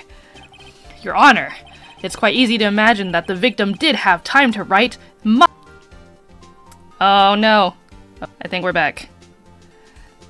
Hello? OBS, are we good? Hello. Okay, I think we're back, yeah? We're gonna call I don't know. We'll point fingers at Edgeworth. Mr. Edgeworth, I've heard there's nothing you won't do to get your verdict. What reason could you possibly have had to request a second autopsy report? Mr. Wright, the defense will refrain from personal attacks on the prosecution. No matter, Your Honor. Mr. Wright, say what you will, the evidence in this report is undeniable. No, stream did die for a little bit, but I hope we're back. Say what you will, the evidence in this report is undeniable. Your Honor, I submit this report to the court. I called Edgeworth a sham, and then the judge got mad at me for throwing personal attacks in court. Understood. This court accepts the evidence. Autopsy report updated in the court record. Well, Your Honor, the evidence strongly suggests the victim was identifying the killer. I suppose that's the obvious conclusion, yes. Darn, this isn't good. The prosecution would like to call its next witness. This poor, innocent girl saw the murder with her own eyes. Oh, is Miss May going to come? Ah, yes. Let the witness, Miss April May, take the stand. Exactly what part of her is innocent?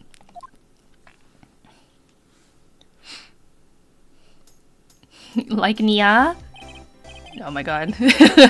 Witness, your name please. April May, at your service. Wink. Oh my god, look at her. She's like... Order! An introduction should not require any reaction from the crowd. Jiggle jiggle. The witness will refrain from wanton winking. Oh, yes, Your Honor. This is not good. She's already captured the heart of every man in this courtroom. She's also got chat and a grip, a death hold. Tell us, where were you on the night of September 5th when the murder occurred? Gee, I was like, in my hotel room, teehee. Wait, I don't know why I've been giving her, like, a southern drawl when I think she's more of, like, a... probably, like, a California girl type. Gee, I was like, in my hotel room, teehee. Holy moly. I checked in right after lunch.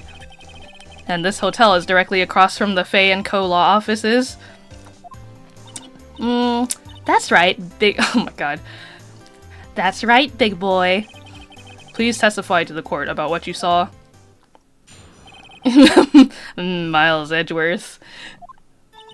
It was like 9 at night. I looked out the window, you know?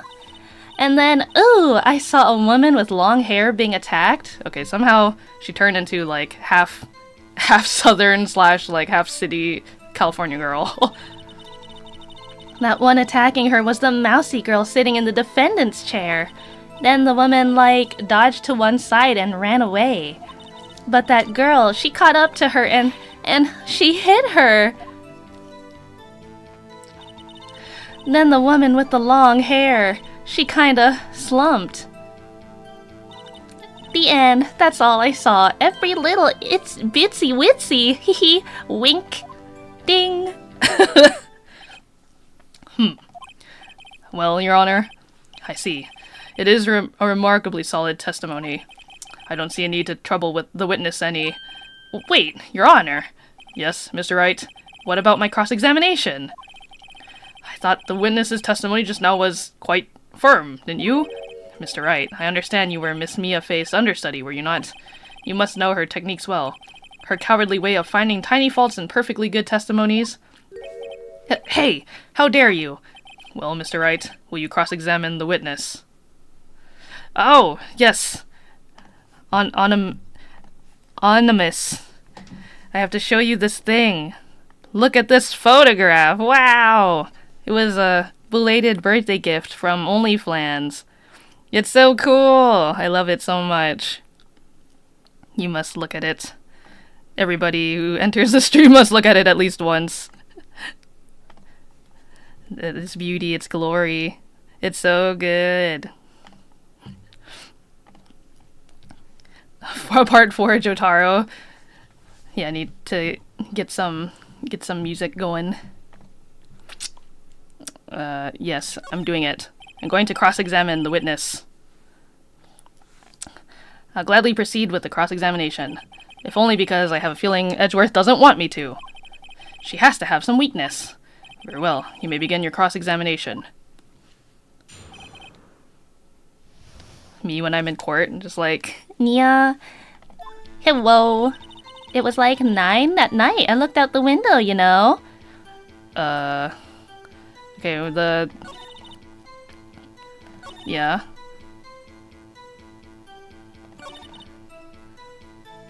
Uh-huh. And the girl, she caught up to her and she hit her. Nothing. Yeah. Maybe I better just press her on the facts a bit. Okay.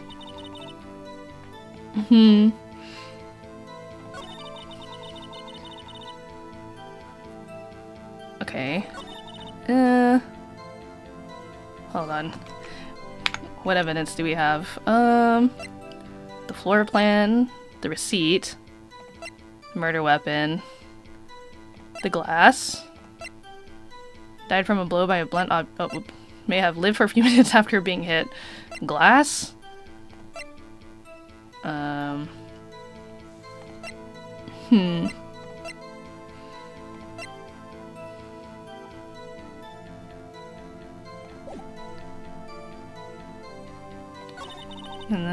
Okay.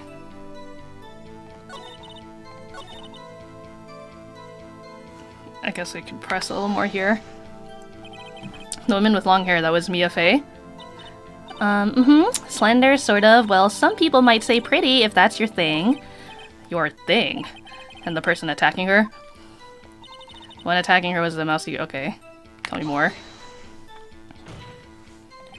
How do you know she was a defendant? Huh, well, you know. She had a girlish physique. Women know these things. Look, I just know, okay? There was only one person at the scene of the crime with a short, girlish figure. The testimony is bulletproof, Your Honor. He's right. Yep, he's right! I question the testimony.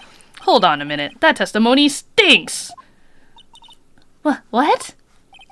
Miss May, I'm willing to bet that... You're lying! Are you telling the truth? Did you really see the defendant? Yep. Edgeworth is always right. Mr. Wright, what's the meaning of this? Yeah, what is the meaning? Somebody tell me because I'm clueless about this, I mean. Okay, if you had really witnessed my client, Maya Fey, you would have noticed her clothes before noticing her physique. No one wears clothes like this on a daily basis, except her. And I'm no expert on fashion, but her hairdo looks far from normal to me. However, the witness's testimony mentions neither of these things. The testimony is bogus! But... Still, we don't know if she was dressed that way that night of the murder. She was, Your Honor. I saw her, and so did Detective Gumshoe. What do you say to that, Miss May? Rawr! What are you trying to say, you mean lawyer? I saw what I saw. I just didn't think all the trifling little details were necessary, darling. Miss May, the court would like to remind you to please omit nothing in your testimony. I'm sorry, teehee, pero... Your Honor, I'll be a good girl, I promise. A wink. Your testimony again, if you would. Jiggle, jiggle. Damn, I almost had her. Good what? I did see everything, I did! The victim, the woman, dodged the first attack and ran off to the right. What? That's not possible. Then the girl in the hippie clothes ran after her. And she hit her with that weapon. I saw it, I did! That clock, that kind of statue-y clock, the thinker, I think? Well, does the accuracy of my report not startle you, teehee? I see. I only wish you had been so detailed from the beginning. Please begin the cross-examination.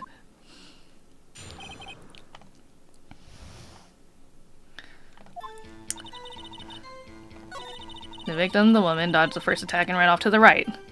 Yeah, but then... Well, how would you see that? If she ran off to the right... The floor plan, right?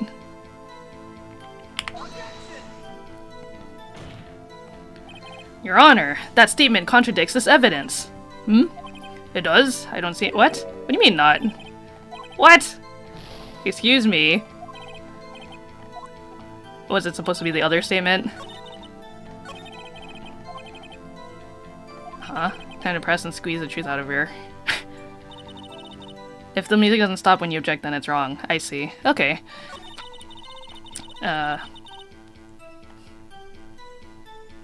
Well, let's see what we got. Yeah, I mean...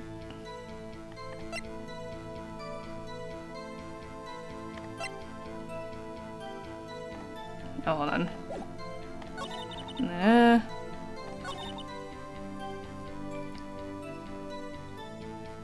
Is it this one? Or maybe it was the other statement. Let's try again. I still have, like, 2 more tries. No! Oh, I got it wrong again! No!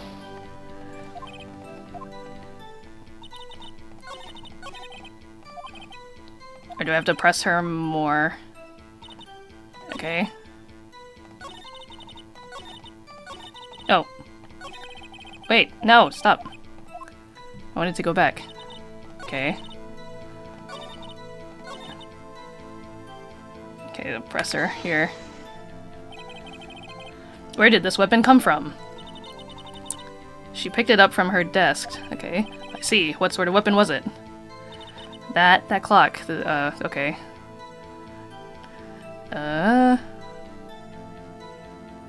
Wait, yeah, how... Hold on.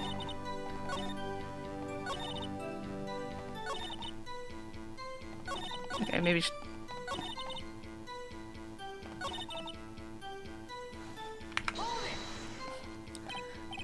Clock? Oh!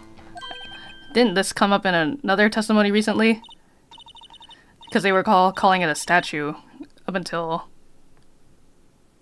Yeah, the evidence shows as a statue, not a clock. Only we know that's a clock, right? Well, don't look so sour, Mr. Lawyer. You can't win them all. No, but I have a feeling I'm onto something now. Oh, okay, now I can... Yeah, it looks like a statue, but it's actually a clock. Yeah. Miss May, what you said just now was quite revealing. Revealing? Ooh, you'd like that, wouldn't you, naughty Mr. Lawyer? You just said that the statue of the thinker was a clock, but there's no way of knowing that just by looking at it. Burp. Another person in much the same position as you recently called this a clock too, and he was found guilty of murder. Order, order. Miss May, can you explain how you know this was a clock? Ooh, erp. The witness saw the murder with her own eyes. That's all that's important here. The defense is trying to confuse the issue with trivial concerns. Yes, yes, of course. You will withdraw your question, Mr. Wright. But questions are all I have, Your Honor. And as you may recall, I've caught murderers with these questions before. Yeah, she took the clock components out, so it's just a statue now. So you wouldn't be calling it a clock. Everybody knows it's a statue.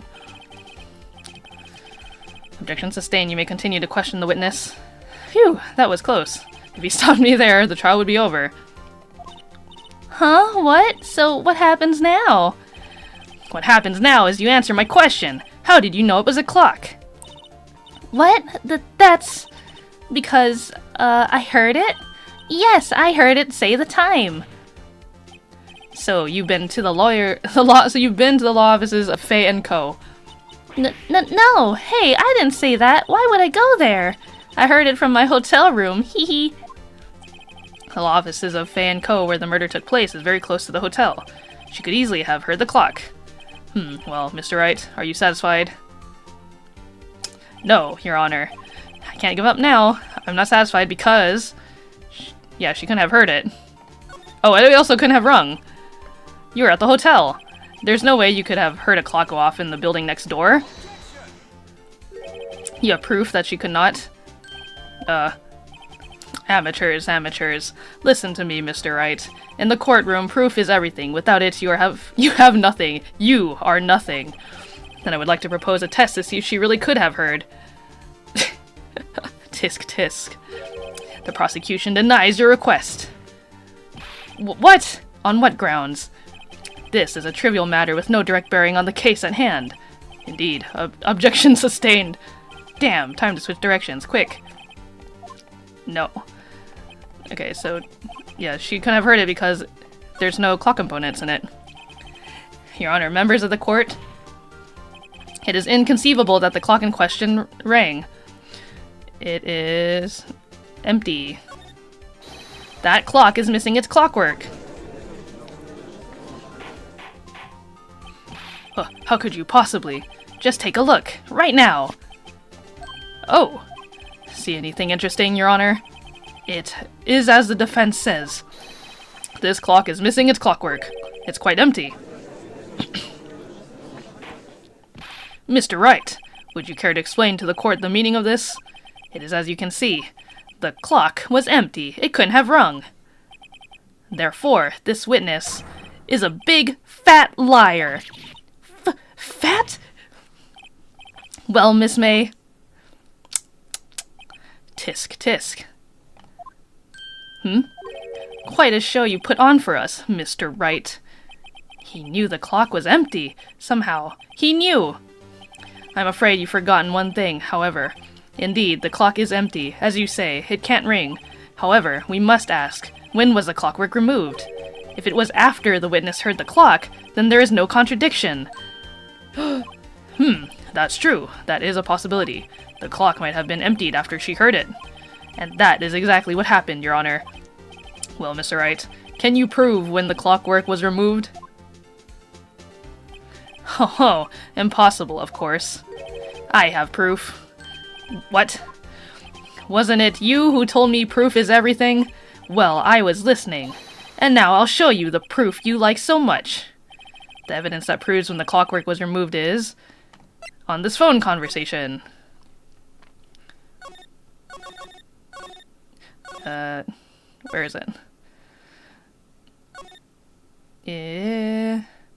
It's a clock. Yeah, but I had to take the clockwork out. Sorry, I had some papers inside it instead. Yep. Present. Take a look at this! That's a very cute cell phone. I kind of want one, it's very kawaii. Ooh, you have a girly phone.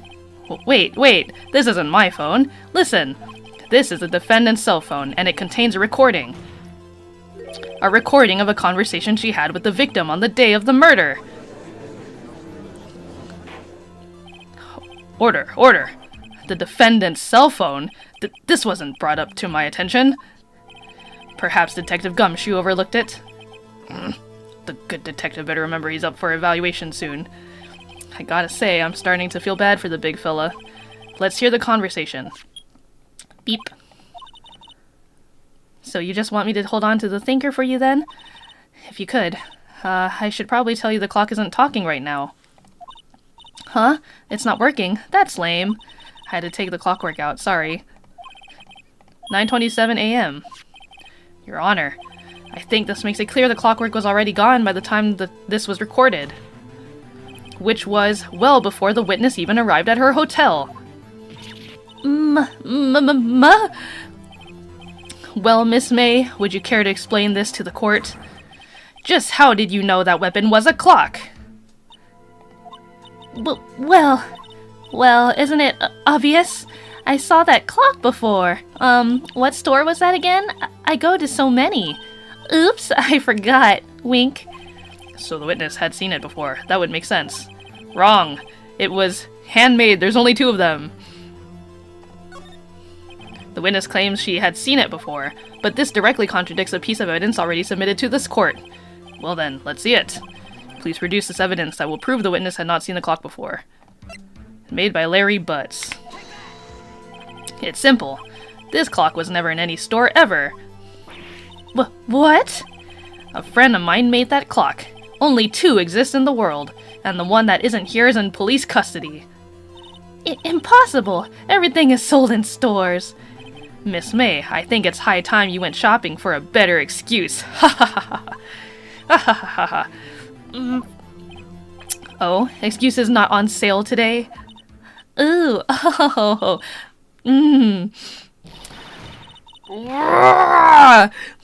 What the holy, whoa! Holy moly. What's it to you, porcupine head? That stupid clock doesn't matter, okay? She did it, and she should die for it! Die! What the? You lost your southern drawl. Whoa! Let's not get ahead of ourselves. This is a court of law, and the witness will remain calm.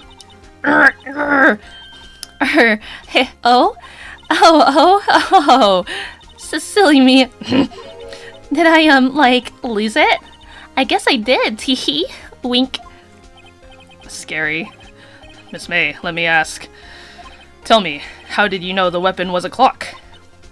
She's just like, giving me the evil eye. Oh dear. Does the defense have an opinion on this? Okay, this is it. Yes, Your Honor. Allow me to explain how I see the truth of the matter. Miss April May, you knew the weapon was a clock because you had heard about it. The witness had never held the clock in her hand. However, she had heard that it was a clock. She heard. That is correct, Your Honor. There is no other way she could have known the thinker was a clock. And I can show you the proof. Well, this is interesting. Let's see it then. Show me evidence proving to that the witness had heard the murder weapon was a clock. With this. Have a look at this. Ah! Ooh, that... I found this in Miss May's room. Mr. Wright, please explain to the court what this is. Miss April May, you were tapping the victim, Miss Mia Fay's phone, were you not? Ooh, ooh. Your Honor, this is irrelevant. I'm not entirely sure that it is. Objection overruled. It troubles me that our witness was in possession of a wiretap. This is outrageous. Does the defense truly claim that the witness was tapping her phone? Absolutely. Even if that was the case, which it's not, you still have to prove one thing. Did the victim ever say that the weapon was a clock on the phone? Can you prove that? I think not. Oh yeah? I think I can. It's simple. What? Here's my proof. A proof that the victim said on the phone that the weapon was a clock is... literally the conversation. We just listened to it. I present the defendant's cell phone. Yes, we've seen that. Listen once more to the conversation between the defendant and the victim. Mia, what's up? You haven't called in a while. Well, actually, there's something I want you to hold on to for me. Again? What's it this time? It's a clock. It's made to look like the statue, the thinker, and it tells you the time. Miss April May, you used a wiretap to listen to this conversation. That's how you knew the thinker was a clock. Am I wrong?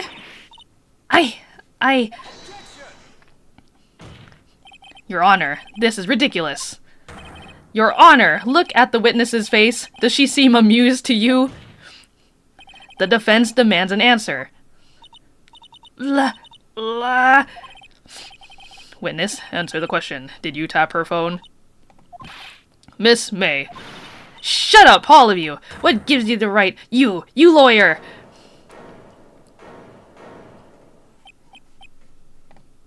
It's no fair, all of you ganging up on me like that. Oh, so I'm the bad girl, is that it? Is that it? That did it. The court's seen the real Miss April May now. Now to deal the final blow. You did it, didn't you? Why the wiretap?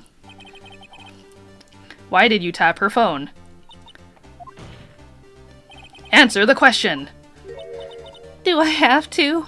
Isn't this a murder trial? Isn't tippity-tapping irrelevant? Gosh, she's saying exactly what Edgeworth wants her to say. Miss May, you were tapping the victim's phone. I hardly call that irrelevant. While this court does not condone the defense's tone of voice, he has a point. Well, Miss May, do you have an explanation for the court? Can you prove you had nothing to do with this murder, even though you tapped her phone? Ha! I'd like to see her pull that off. Mr. Lawyer, I saw that evil grin.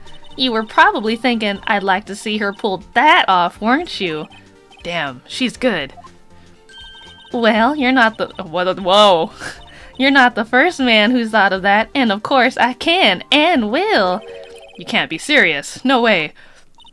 Way, I say, way! Oh, and I assure you I'm serious, Mr. Lawyer. Okay, so the killing happened around 9 at night? Why, that's just when I was getting room service from that sweet bellboy. Room service?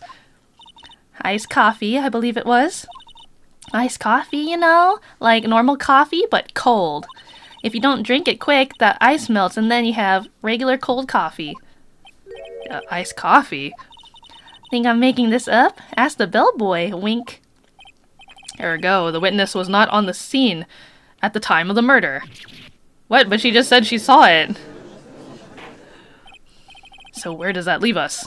It is my great displeasure to inform you that the witness appears to have been tapping the victim's telephone. However, that is a separate crime with no bearing on the current case whatsoever. Her testimony stands. She saw the defendant, Maya Fey, commit murder. No, they're going to let her just walk away. There's no way I can win this unless I tie Miss May to the murder somehow. Well, does the defense have anything to say? Well, come on, think of something.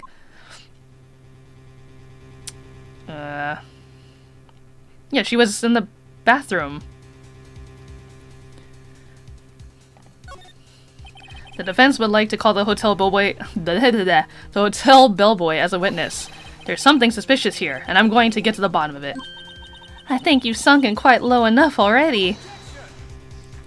I object to calling the bellboy. Why? What's your reason? Because I hold that the wiretapping had nothing to do with the killing.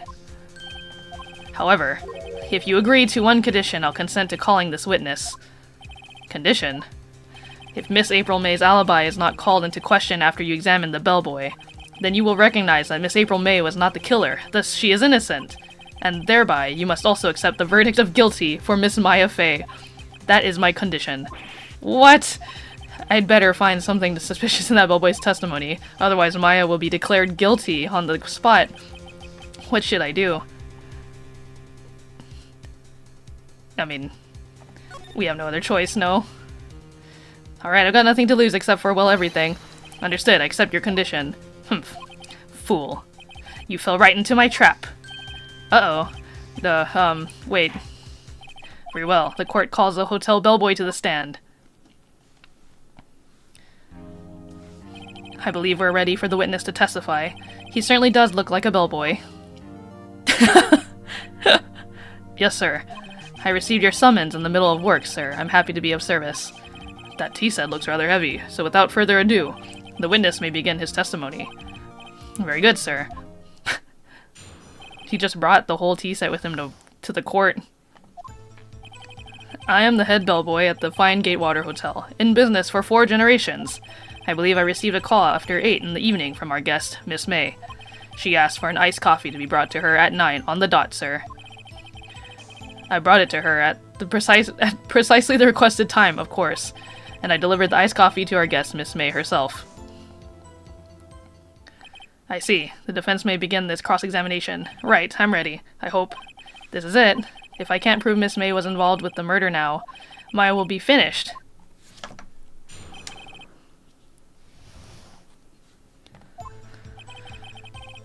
Oh shoot, I only have so much health. Whoops. Yep. We received a call after 8 in the evening from our guest, Miss May. And she asked for an iced coffee to be brought to her at 9 on the dot. I brought it to her at the requested time, and I delivered the ice to the guest herself. Okay, but where was she? What was she doing? You are sure it was Miss April May herself? Absolutely, sir. Absolutely. Yes, sir. As in, so very absolutely, sir. It's an endearing mannerism of mine. How come you're so very certain? Oh, what the... Well, when I brought the room service, sir, the guest, sir... Whoa, hold on. The guest, sir, favored me with the, embrasse, sir. Embrasse, is that French for embrace? Wait, does he have a French accent? It's French for kiss, sir, but not a French kiss, sir, more of a peck on the cheek. Why would she have done that? I believe perhaps she was momentarily swayed by my prim demeanor, sir. It was a moment I shall never ever forget, sir. Sounds pretty fishy to me. I think our Miss May was up to something and wanted the bellboy to remember her. Okay, oh well. Let's see, what evidence do we have? I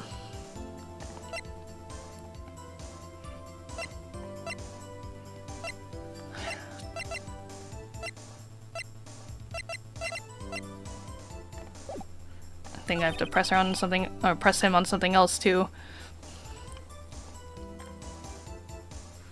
Probably this. Precisely 9 then. Precisely, exactly, and most definitely, sir, 9 p.m. How can you be so sure? Miss May was quite insistent that it be brought then. Oh, bellboy, teehee, I'd like iced coffee at exactly 9. Something like that, sir. Therefore, I knocked on her door at the crack of 9, sir. Why would she be so particular about the time? It's no good. There's nothing there. Tea and biscuits sound so nice. Yeah, that sounds yum. Is that it? Tisk tisk. Finally, you understand. This bellboy has absolutely no reason to lie. Now, if you have any decency, you will end this rather tedious cross-examination here. It was a bit tedious. The witness may leave the stand. I can't let this happen, can I? Wait! Please wait! Yes? Does the defense have something to add? One last question. Let me ask one last question. Your Honor, I must object. The charade of justice has gone on long enough. Now, Mr. Edgeworth. Alright, Mr. Wright. I'll give you one more question, that's all. Okay. This is really it. Now this is my last chance. What do I ask him about? Bed making, room service.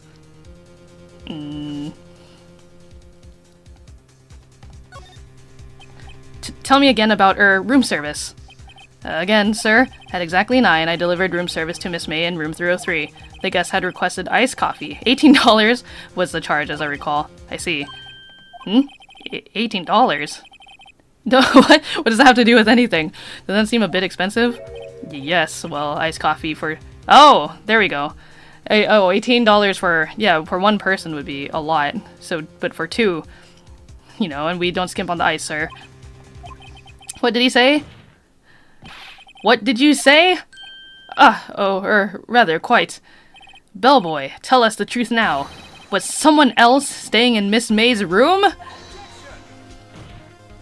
I object. That was objectionable. Objection overruled. The witness will answer the question. Yes, I see. Why did you not mention this in your testimony? Well, sir, you didn't ask. Nice try. That's the sort of thing you're normally supposed to mention. Yes, quite. Indeed. It was the, good burster there, Mr. Edgeworth, who... Gasp. He asked me not to mention it if I wasn't specifically asked, sir. Oof! You fool! Ah, we caught you, Edgeworth. I've done it. I've won! Miss April May checked into a twin room with a man, correct? Yes, sir. Then, when you brought the room service, you didn't see that man in the room? That's right, sir. Your Honor, we have just learned of another person involved who may have been the murderer. In light of this new fact, I hold that it's impossible to judge the defendant. Wouldn't you agree, Mr. Edgeworth? And who, Mr. Wright, who is this other person? Simple, it was... the man with Miss May. The man who checked in with Miss May. Oof! Your Honor, as has been previously revealed, Miss April May was tapping the victim's phone, yet Miss May herself has an alibi at the time of the murder. However, that does not clear the man that was with her. The bellboy saw no one else in the room at the time of the murder!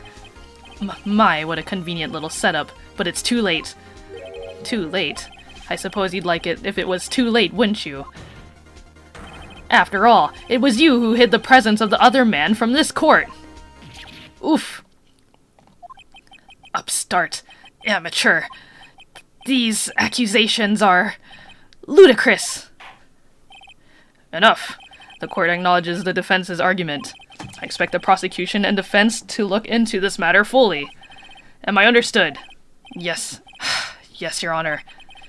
That is all today for the trial of Maya Fey. Court is adjourned. Wow!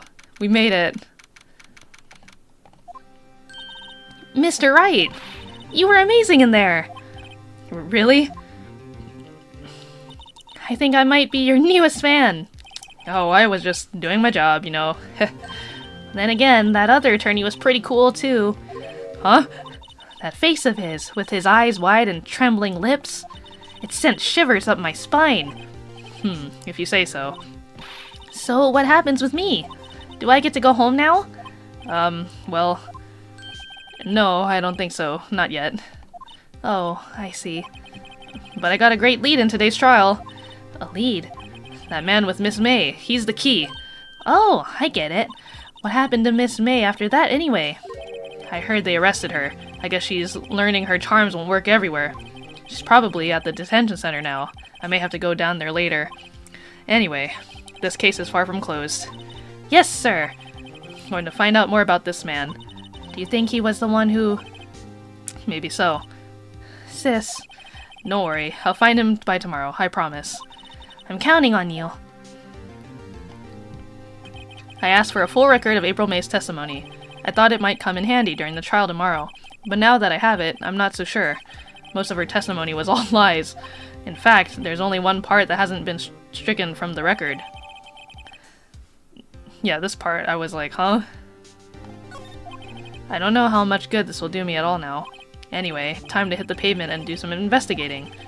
Maya doesn't belong in that detention center, and it's up to me to set her free. I'm gonna do it.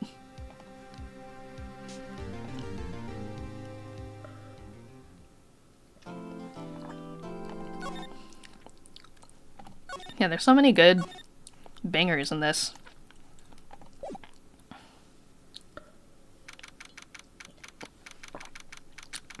3:11 p.m. We are at the detention center. Well, hello. Didn't expect anyone to visit me in such a dank place like this. It's really quite moving. Not, you stinking lawyer. I hope you die. Have you come to laugh? Yes, laugh at the fallen Miss May. No, not really. There's something I wanted to ask. Unfortunately, there is nothing I want to be asked. Haven't you done enough questioning, you spiky head? Here we go again. Please, you're scaring the security guard. So, what is it you wish to ask of me then, For starters, how did you get to be so totally whacked? That man. About the man who stayed with you in your hotel room. Can you please tell me about him? Where is he? Come on. No way, Jose. Maybe if I had something to get her to talk. Why did you place a wiretap on Mia's phone? Oh, when you say it like that, it sounds so cold. So criminal. Tapping people's phones is a crime, Miss May. Oh, and I suppose you learned that in lawyer school, Creep. This woman is impossible to talk to. Say, why are you so angry? I mean, you don't look like a bad person. Ooh, that does it. Bottom-feeding, scum-sucking lawyer. Bottom? I can't tell. Does she have a thing against lawyers or just against me? Okay, she's mad. I don't think I have anything to really show her right now. Oh, no, we want to move. Can we look? Is there anything else left in here? Or maybe— whoa, wait, what happened? The painting! Huh, looks like Grossberg is out today again. Maybe he's avoiding me for some reason. Where'd it go? Wait a second. Wasn't there a giant painting hanging on that wall? Yeah, it was a painting of... wasn't it? It wasn't a very memorable painting, anyhow. Oh, what's this? Old photos? There are 2 lying here. Something's been written in pencil on the backs. DL6 Incident, Exhibit A. DL6 Incident, Exhibit B. Let's take a look at these. I'm sure I've seen this person somewhere. Perhaps I'll borrow this photo. I'm sure no one will miss just one little photo, and it might be a valuable clue. I'll take it for now. Alright, Phoenix, we just taken stuff. A photo lies on the desk. It's that guy! Maybe I should switch it with the one I took? Oh, wait.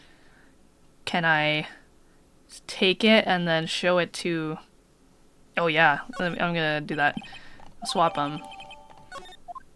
Okay, let's go back.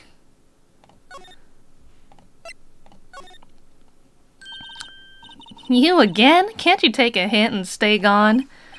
Hey, the only reason I'm back is here because you won't talk to me. Oh, so it's my fault now? And you you don't just have spiky hair, you also have a spiky heart. That does it. When this case is done, I'm shaving my head. Alright. Take a look at this photograph. Have a look at this. Look, I've said several times I'm not telling you. Where did you... Aha! A reaction! This is him, isn't it? What? Who? When? Why? It is him. This is the man who stayed in your hotel room the night of the murder. No, no, that's not right. Nice try, Miss Cooperative. Do you have proof that was him, Yeah, proof. Show me proof. I'm so close. Do I have anything? I just wanted... I mean, I got a reaction out of her.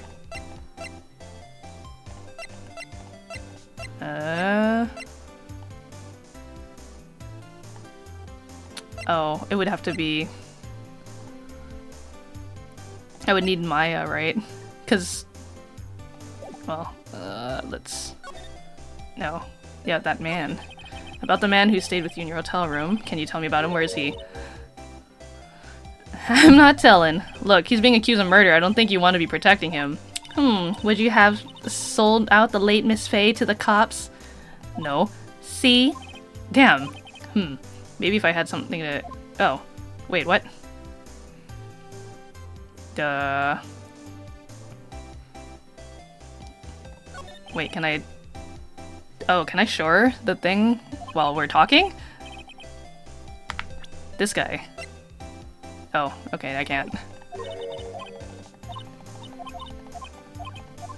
Okay.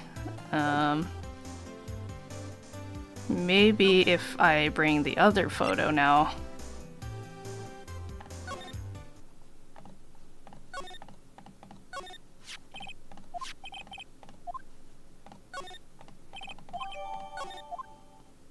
Okay. Let's see if anything happens. How about this photograph? What do you think of this? Any thoughts about this photograph? Who's that? Your mother? Looks like... okay. Nope. So, then I could probably use this elsewhere. Let's check the office. Looks like forensics is taking the day off today. Detective Gumshoe is nowhere in sight. The police really gave this place a working over. I doubt there are any valuable clues left. Suppose it can't hurt to take a look around, though. Plant?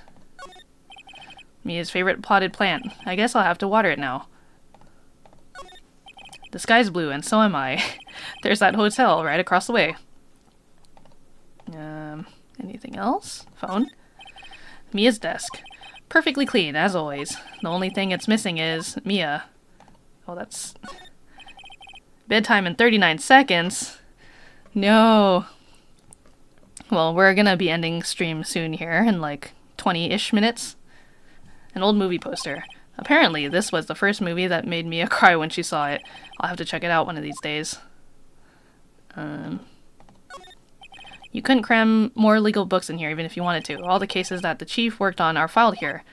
Are some of the files missing? Nah, I'm imagining things. Wait, that's important. Phoenix, you can't just say that. What do you mean, like, missing books aren't important? Bro.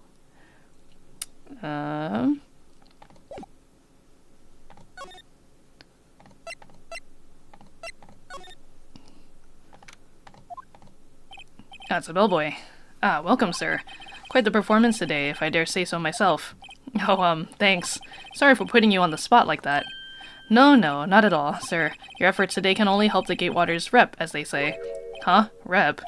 Yes, our reputation will swell as the hotel where the murderer used to wiretap. We can charge a premium for the room, of course. It will be great for business, sir. He French? Okay, I'll give him French accent. You need the French twang? Okay. Whoa, Miss May hasn't been charged with murder. I, too, will become famous. Oh, hold on. The bellboy who brought the murderer iced coffee. Why do you feel like we're both stuck in the same bad dream? So, you are our honored guest. Please let me know if there is anything I can bring you. About Miss May. Oh, her? Sir. Not to boast about I knew the moment I saw her. She'd do it, I said.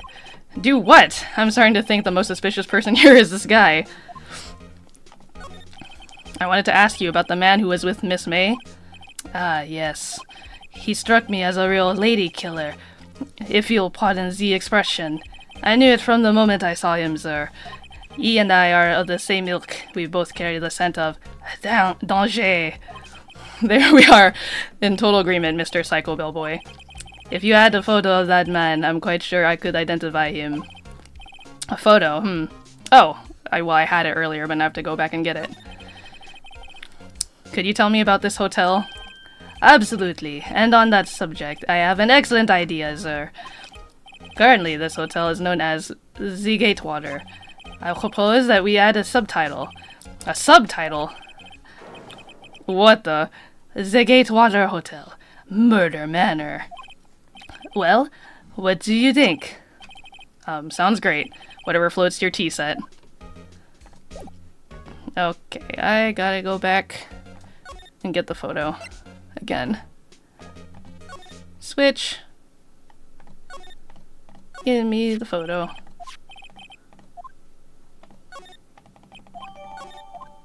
Okay, back. Back. Hotel. Look at this photograph. Take a look at this photo. That's him, detective. I'm the lawyer. Oh, I know that. I just wanted to say detective once. You know how it is. No, I don't. Without a doubt, that is the man who checked in with Miss April May. How about I write an affidavit swearing that it's him? An affidavit? This guy is way too excited about this. Yeah, have him write it. Well, sure, why not? Yes! I've always wanted to write an affidavit, sir. From henceforth, I will be known as the bellboy who swore the affidavit. Just hurry up and write it. Bellboy's affidavit added to the court record. Not even Miss May can play dumb to this. Yippee! Alright, thanks. I don't think I need anything else here. Unless... Oh, can we look at stuff again? Nice weather again today. I can see the Fanco Law offices, of course. Ah, yes. We plan to install a telescope in that window, of course. Just $5 will earn you 3 minutes of a view to a kill. Just kidding, sir. Oh ho ho ho. Oh ho ho ho. By that look in his eyes, I'd say he was more than serious. A bottle and 2 glasses rest on the table. Why hasn't he cleaned these up by now? Ah, I beg your pardon, sir, but if you could please refrain from touching those. It's part of the decor. I call it the last drink before murder. We'll be famous. The talk of the hotel industry. The bed. A simple bed. It's been recently made. Nothing eye-catching. Okay. Ah, a still scene painting, or which should that be? Still life, whatever. One of those is hanging on the wall. A vase, as expected. I'm not good with flower names except maybe tulips and sunflowers. Huh? There's still a screwdriver stuck in that drawer. Ah, please leave that as it is, sir. That's the core of terror, heading place of the murderer's horror tap. It's said to become one of the most popular attractions here. This guy's serious. I don't believe it. It looks like that's it. I think we got everything. Okay. And that's it. Back. Oh, so then we can go to the detention center and then show her the affidavit.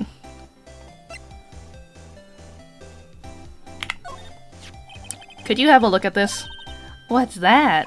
The bellboy's affidavit. It tells us everything he saw, such as the man you checked in with, who was most definitely this guy. Ugh. Now I'm getting somewhere. Ease her fears or push her hard. Yeah, she's been kind of mean. This is it. All or nothing. Time to do a little bluff. No use playing dumb, if indeed that's an act. If you don't talk, I'm taking this info to the press. What? Even though he should have been witness to murder, your little friend was missing. I'm sure the press would have a field day with this reputation. Ugh. Ooh. Fine, I'll talk. You win, lawyer. Yes! Man, that felt good. It's great to be alive. Why are you pumping your fists in the air? Now, tell me about the man you were with. That man. He's my boss. Red White, the president of the information gathering conglomerate, Blue Corp. Red? White? Information gathering? Well, I suppose you could call it a detective agency. So this is the man that was with you the night of the murder? I'm scared to talk. I don't want to end up like her. It's okay, I'll just ask Mr. White himself. Can you tell me where Blue Corp is located? Mr. Red White, at last. Finally, a lead on this guy. If April May couldn't have done it, that leaves him. Time to take action. Bellboy's affidavit discarded. Okay. Thanks for the info. I don't think I have anything else. Okay. Move. Blue Corp! Oh, look! There it is. The painting. What's with the surreal decor? Welcome! Please furnish me with the title of your personage. What the... Your name. What's your name? I was just inquirably asking the title that you go by. Wright. Phoenix Wright. Inquirably? Mr. Wright, is it? Right, I see. Splendiferous. Perhaps I have intimidated you with my giantesque vocabulary. What is this guy's problem? I am Red White, CEO of Blue Corp, you know, corporate expansion official. My business dealings bring me into contact with the elite of the elite. So I'm afraid I am not used to conversing with the wordily challenged. What a fruitcake. Let me guess. You are an attorney fresh out of law school, are you not? That's the only explanation for why you would come to meet me like this. What does he mean by that? No matter. So, what business does a mighty lawyer have with a man such as myself? Yipes, this guy's arrogance meter is off the scale. Miss May is an employee of Blue Corp, is she not? Correct, she was my secretariat. What a shock it was to hear what she has done. What she has done? You mean the wiretap? Indeed, she is paid to answer phones. Tapping them is not in her job description. She does gather information for us as part of her duties. But, I assure you, we do not condone illegal methods. It is ineffable that she would do this. Sounds like he's trying to turn Miss May into a scapegoat.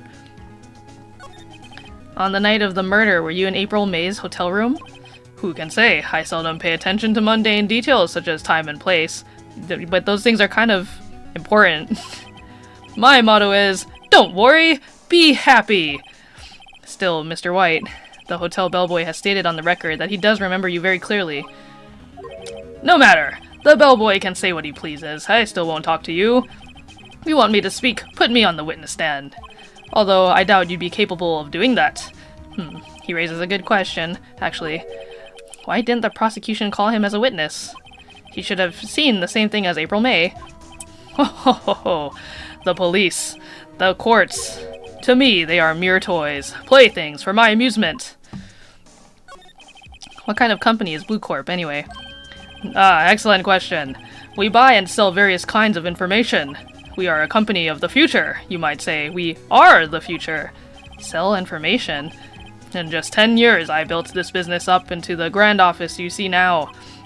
In case you were wondering, Blue Corp was named after the color blue. I, Red White of Blue Corp, as founder and CEO, named it so.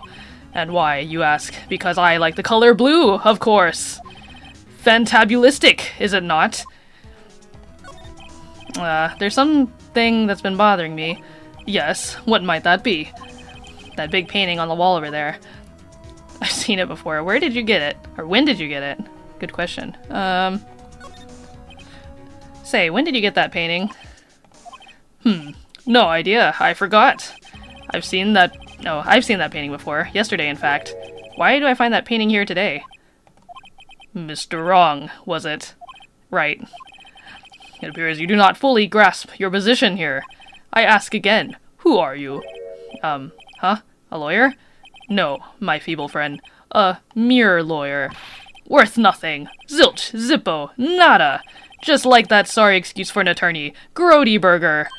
What? Oh my god. Wait, did he beat me up?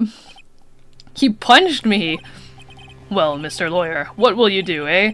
Charge me with assault? Charge away. I welcome it, for it is you who will be found guilty. What? Heed my exposition. The police, the courts, they all do my bidding. So you say. But I wonder, is that kind of control really possible? I don't expect you to understand. Oh, I don't expect you to understand. It is a world beyond your compensation. You came here from Grody Burgers, I presume. Mr. Grossberg's, yes. Then you must ask him, why is it that this painting of his hangs here? Perhaps then he will tell you. Perhaps he will explain how a man can live life purely for personal profit. Go now, skedaddle. There's nothing more to discuss. Alright. So probably we'll also need the photo again. Oh. Move. Huh? I don't think he's noticed me standing here. Maybe I should clear my throat? Ahem! Jumping Jehoshaphat! Oh, you! What's wrong? You look so pensive, like an old man at the end of his days. I'm not senile yet. I was just thinking about this whole mess. Something's really bothering him, that much is clear. So, I paid Blue Corp a visit. Oh, I see. Mr. Grossberg, I have to admit, something has been bothering me. Oh, what is it? Well, out with it, my boy. You see, it's just... the big painting. Mr. Grossberg, sir, there was a giant painting hanging right there the other day, was there not? The one you said you had no intention of parting with? Well, I saw it today. It was in the CEO's office at Blue Corp, Red White's office. So, you noticed. I suppose I should have guessed you would. It is a large painting. Mr. Grossberg, I know you and Mr. White are connected somehow. Connected, you say? Yes, and I know what it is. Your lovers? Yo, Yowie? Lawyer and CEO Yowie? Bro. Mr. White has something on you, doesn't he? Blackmail? I think that painting is fairly gaudy proof. Very well. This may be the chance I've been waiting for. Maybe it's time to get this off my chest so I can finally rest easy again. After all, you were Mia's understudy. Perhaps it was fate? What's he talking about? Red White is a man who makes his living through intimidation. Blue Corp is a company that excels in finding people's weaknesses, I'm afraid. I've been paying them for 15 years now. Damn! 15 years? All because of the DL6 incident, as you may have guessed. The name on the back of those photographs. As you suspected, I could not stand in defense of Maya because of this. White would have destroyed me if I did. So that's the connection. It is hard for me to tell you this, my boy, but arresting Red White will be nigh on impossible. Impossible? Why? He has information on everyone. It gives him an iron grip. He owns judges, attorneys, prosecutors, police, and politicians. What? They are bound, unable to do harm to themselves, and therefore to him. Don't look at me like that. What you see is nothing more than the weight of many years. But why were you blackmailed over this, Mr. Grossberg? The DL6 incident was top secret at the time. It made sense. The police didn't want people to know they were using a medium. They couldn't let people know. But one person found out. I told him. You told White? He offered me riches. It is an embarrassment to me now. Because I talked, the police were mocked far and wide. In secret, they began looking for the one who sold them out. Of course, White heard about it, and he came to me. Only this time, the offer was blackmail. I see. White controls the laws of this country as he sees fit. Yet if you would still challenge him, have a close look at Mia's office. Mia's office? She followed his every move for years. She may have recorded something of what she found. What is the DL6 incident? DL6 is nothing more than the sorting code the police gave the case. It was 15 years ago now. I received a request from a medium, a spirit medium. A medium? Her name was Misty Faye. Faye! Indeed, she was Mia's mother. She had been investigating a murder at the bequest of the police, and she failed. As a result, the police called her a fraud. This is what Maya was talking about the other day. I did all I could for her, and in the end, cleared her of wrongdoing. That murder case, however, remains unsolved to this day. That case is the DL6 incident. Okay. I asked before, but why did you refuse her request for defense? I think I have a right to know. Alright, Mr. Wright. No, I'm sorry. It's just, I need more time to think about it, my boy. He seemed troubled about something. Starting to have a feeling I know what it is. So you came to see the trial? Yes, I did. Something was bothering me all last night, you see. I couldn't get a wink of sleep. Really? What was that? Well, you see, it's just Mia's sister, that poor girl. My boy, I owe you my thanks, truly. I don't know what I would have done if things had gone poorly for that girl.